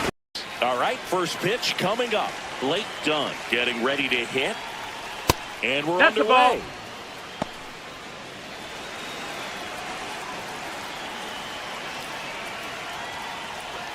Gets him to chase after that one.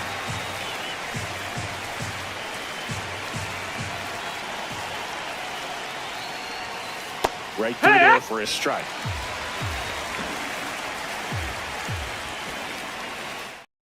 We have a legendary presence. Yes, we do. Joining us in studio. Yeah, I know. He's over there out there. Yeah, he just walked by. Yeah, Joe's legend. We're so happy that Ted Leitner is dropping by here for a moment to chat with us. Sir, I understand that you are now in the podcast business. Welcome to the newfangled world in which we're all trying to live in.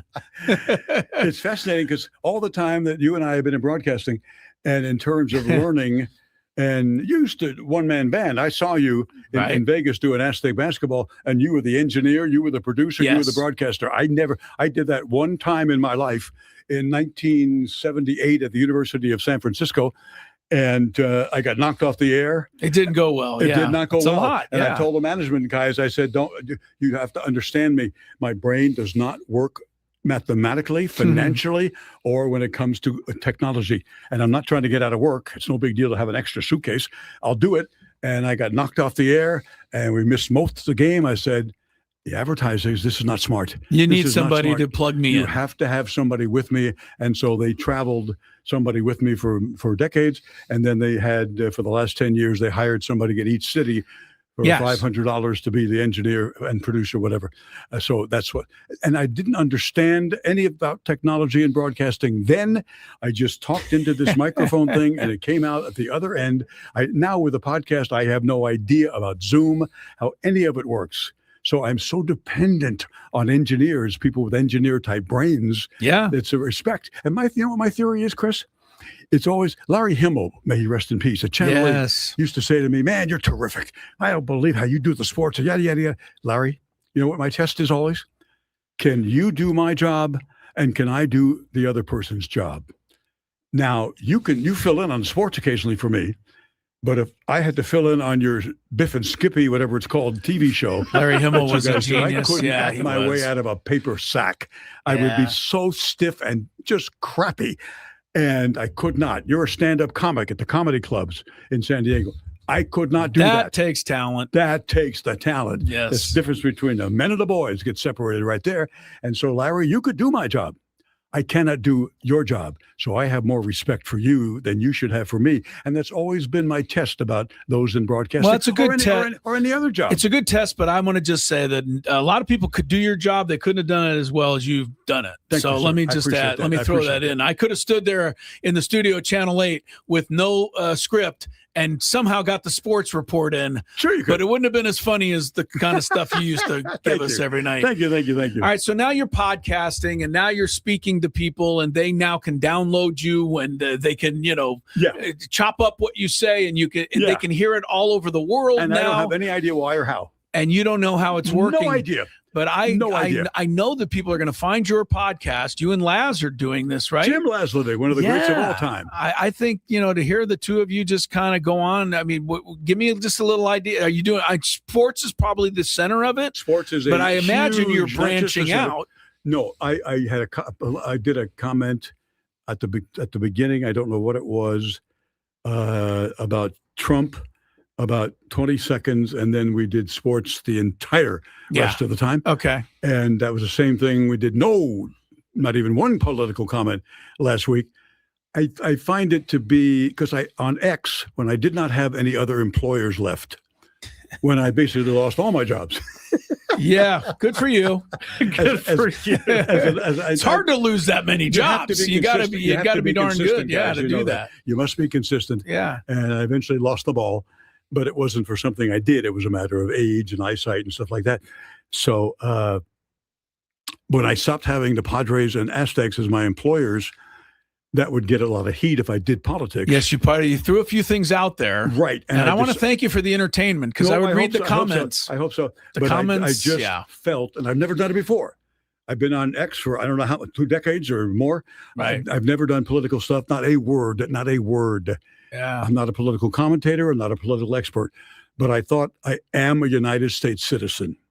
And so I thought I cannot stay silent while what is happening to my country is happening to our country. You should be able to have an opinion. But they feel like they have an opinion, and let's not go too far down that road. But that's what I'm saying. What I want to say, though, is one of the arguments against people like you, or even me, or anyone in our position, if we say something politic related or write it on, People say, you guys need to stay in your lane. You guys are sports guys. If I had $1, right? And I don't mean $10. If I had $1 for people every say that post, all the time. But what gives then anybody a right to comment on it? Let me tell you something. This is not to you. This is anybody listening. Okay. My lane and your lane encompasses, I'll say it again, United States citizen.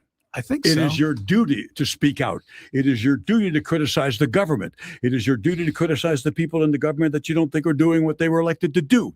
And I think this is the first time. This is not Republican, Democrat. I agree. This is not conservative, liberal. This is a threat to the Constitution of the United States.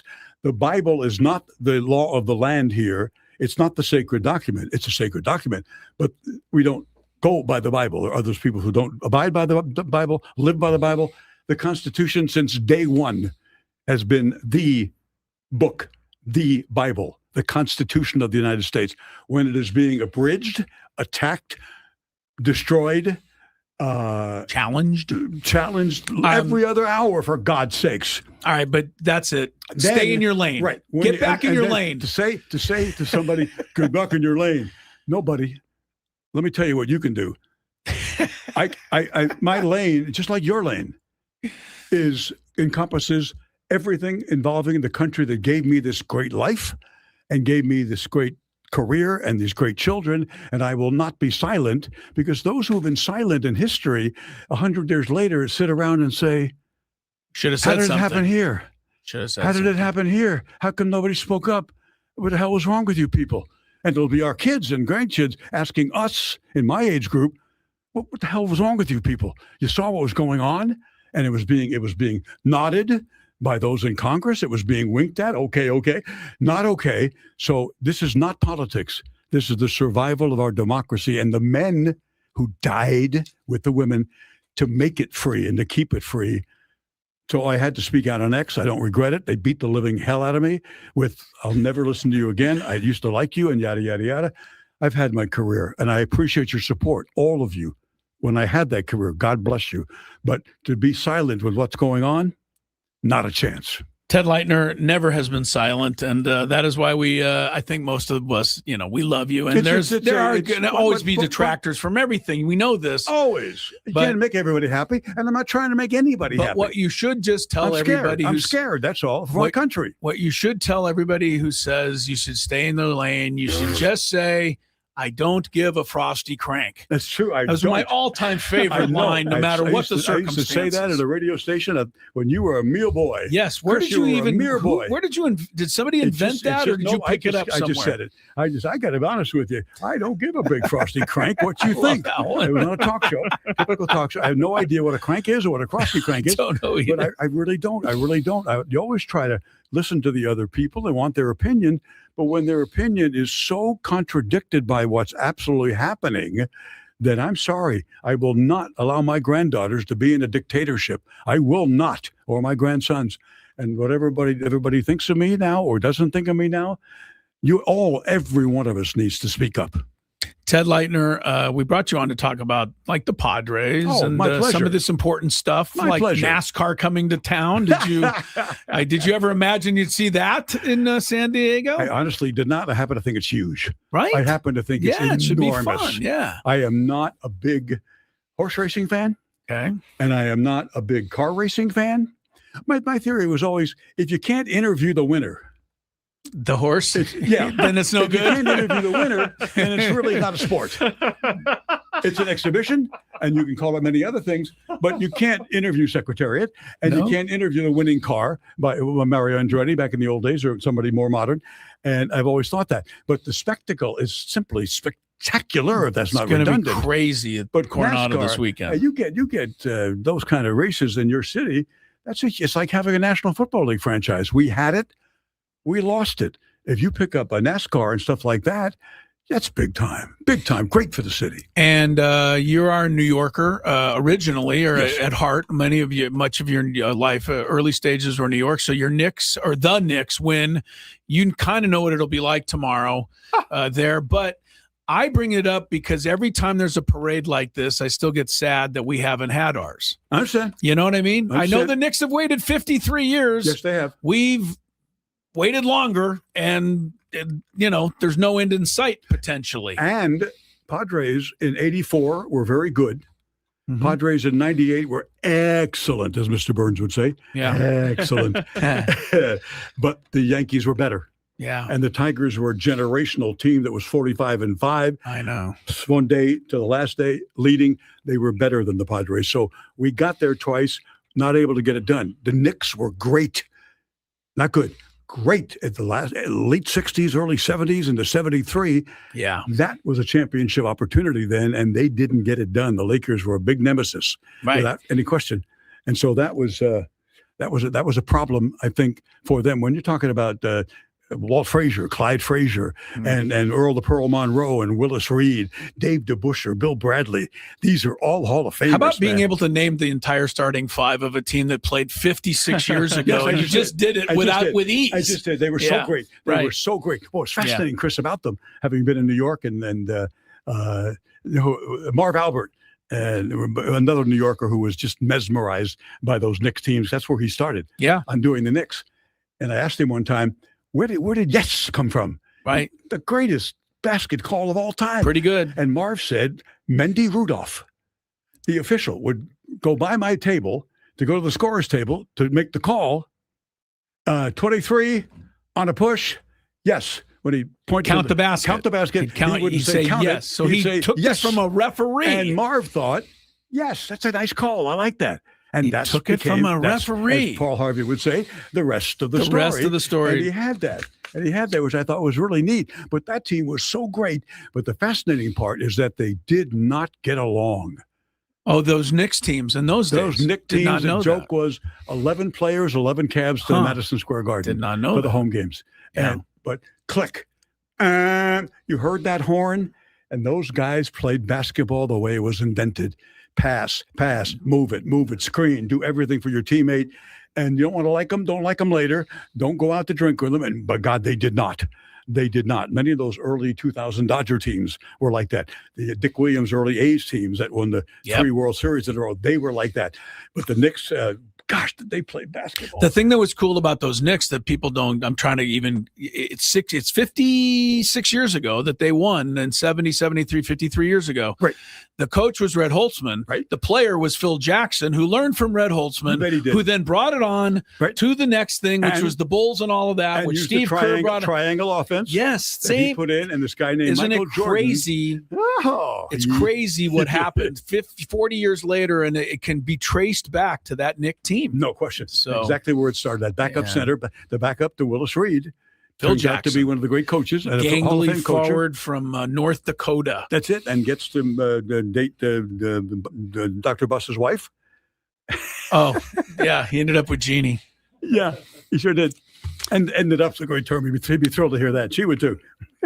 Ted Leitner, your podcast is what's it called? I actually got for it those right who here. need It's to know. Leitner and Laz. Yes. Leitner and Laz. And how is Laz? Laz is great. I haven't run into him in ages. Is he still a Coronado Islander? He's a Coronado Island. Yeah. He and Susan have been married 5-0 as of last Wow. weekend. It's a big 50 years. Yeah. 50 years. They met at Penn State. And another one of the great Penn State players. We had Richie Orenberger. Same thing. My favorite, I have a lot of favorite Jim Lazovic ones, but the one I remind him of as a Dolphin fan was that he was on the field for the famous hook and lateral touchdown. Oh, sure. And he always says to me, that was a professional team. We should have never allowed that to happen. Understand. He always takes that as a moment of not pride. It's the kind of thing you but they did win the game, so that was a good thing for them. a couple of times in an entire camp. Should never let a team put do it that. On the shelf. Yeah. And if somebody uses it, you're still surprised. Still surprised. Yeah, no question. But Laz, and you brought Laz into the world of media, did you not, or helped? I mean, he was your guy at Channel 8 when you were there. He started with you. We just discussed that because I would make comments like Howard Cosell did back then when he called it the jockocracy. And they were coming in and taking all the jobs and yada, yada, yada. But I would say to people, no. Play-by-play jobs are one thing. But a color analyst, you telling me that Jim Lazovic, Richie Orenberger can't break that stuff down because they actually played. It's 1,000 to 1 how much better they are than the rest of us. Right. And I played some football in high school. I thought I played it pretty well, but I don't know squat compared to a guy who played at Penn State in the National Football League, which is the case for Richie and for Jim. So they could add so much. And the bottom line, they can always add, we had a situation like that. a game against so-and-so back in 19 whatever, and I remember so-and-so did this.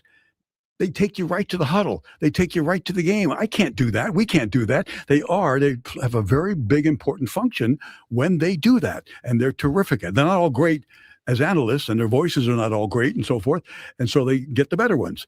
And Tom Brady's wasn't great early on. He's very, very good now. So I didn't worry about that part of the jockocracy. But our news director came to me and said, "Look, Jim Laszlovic? Good relationship? Absolutely. I think the fans love him. Everybody will love him. The media loves him." He said, "Well, I'm thinking of hiring him, but I won't hire him if you don't want him to be our weekend sports guy." He gave me that courtesy. I said, "He's fine. Great guy. Hire him." So I did kind of help him come into the world. Dr. Leitner did birth Jim Laszlovic to bring him into this world, and he had a great career at NBC. Great career. My first radio job was as an intern for the company across the street, and I worked at Chargers Radio, and Jim Laszlovic was the host of the pregame show, so he was my first host that I worked with. Yep. There are certain guys. Couldn't be, by the way, as nice as you are, and you and the ref. Laz is another level of just a wonderful guy. Like none of us are that wonderful. No, really. It's the old Clint Eastwood. I forget which movie. Man's got to know his limitations. I know mine. And when I meet a Laz and a guy like that, just a great guy. Other players through the years, so blessed in Philadelphia with the Eagles and here with the Chargers, Aztecs, and whatever. And I say, wow, what a terrific guy. He's a great guy. And I know that I'm type A. I get grumpy and I get angry and I get worried and all this other stuff, and he's just amazing. Like if you made him if Dr. Frankenstein made him in a laboratory, I want this and I want that. I want easygoing, great husband, great father, and that Laz is one of those guys. It's wonderful. I'm not as nice as Laz, and will never claim to be. I am not as nice as Laz. No chance in the world. All right, listen to Ted's and Laz's podcast. I'm sure you can find it wherever podcasts are. You can come in and join us and rant and rave anytime. Thank Ted. you, sir. I appreciate it. We'd love to have you. That's it for us. But Skraby's going to carry on for an hour. Yes, I am. With the Skraby Chronicles, and then we're back tomorrow at 2 on Gwynn and Chris. Have a great rest of your night, everyone. Bye.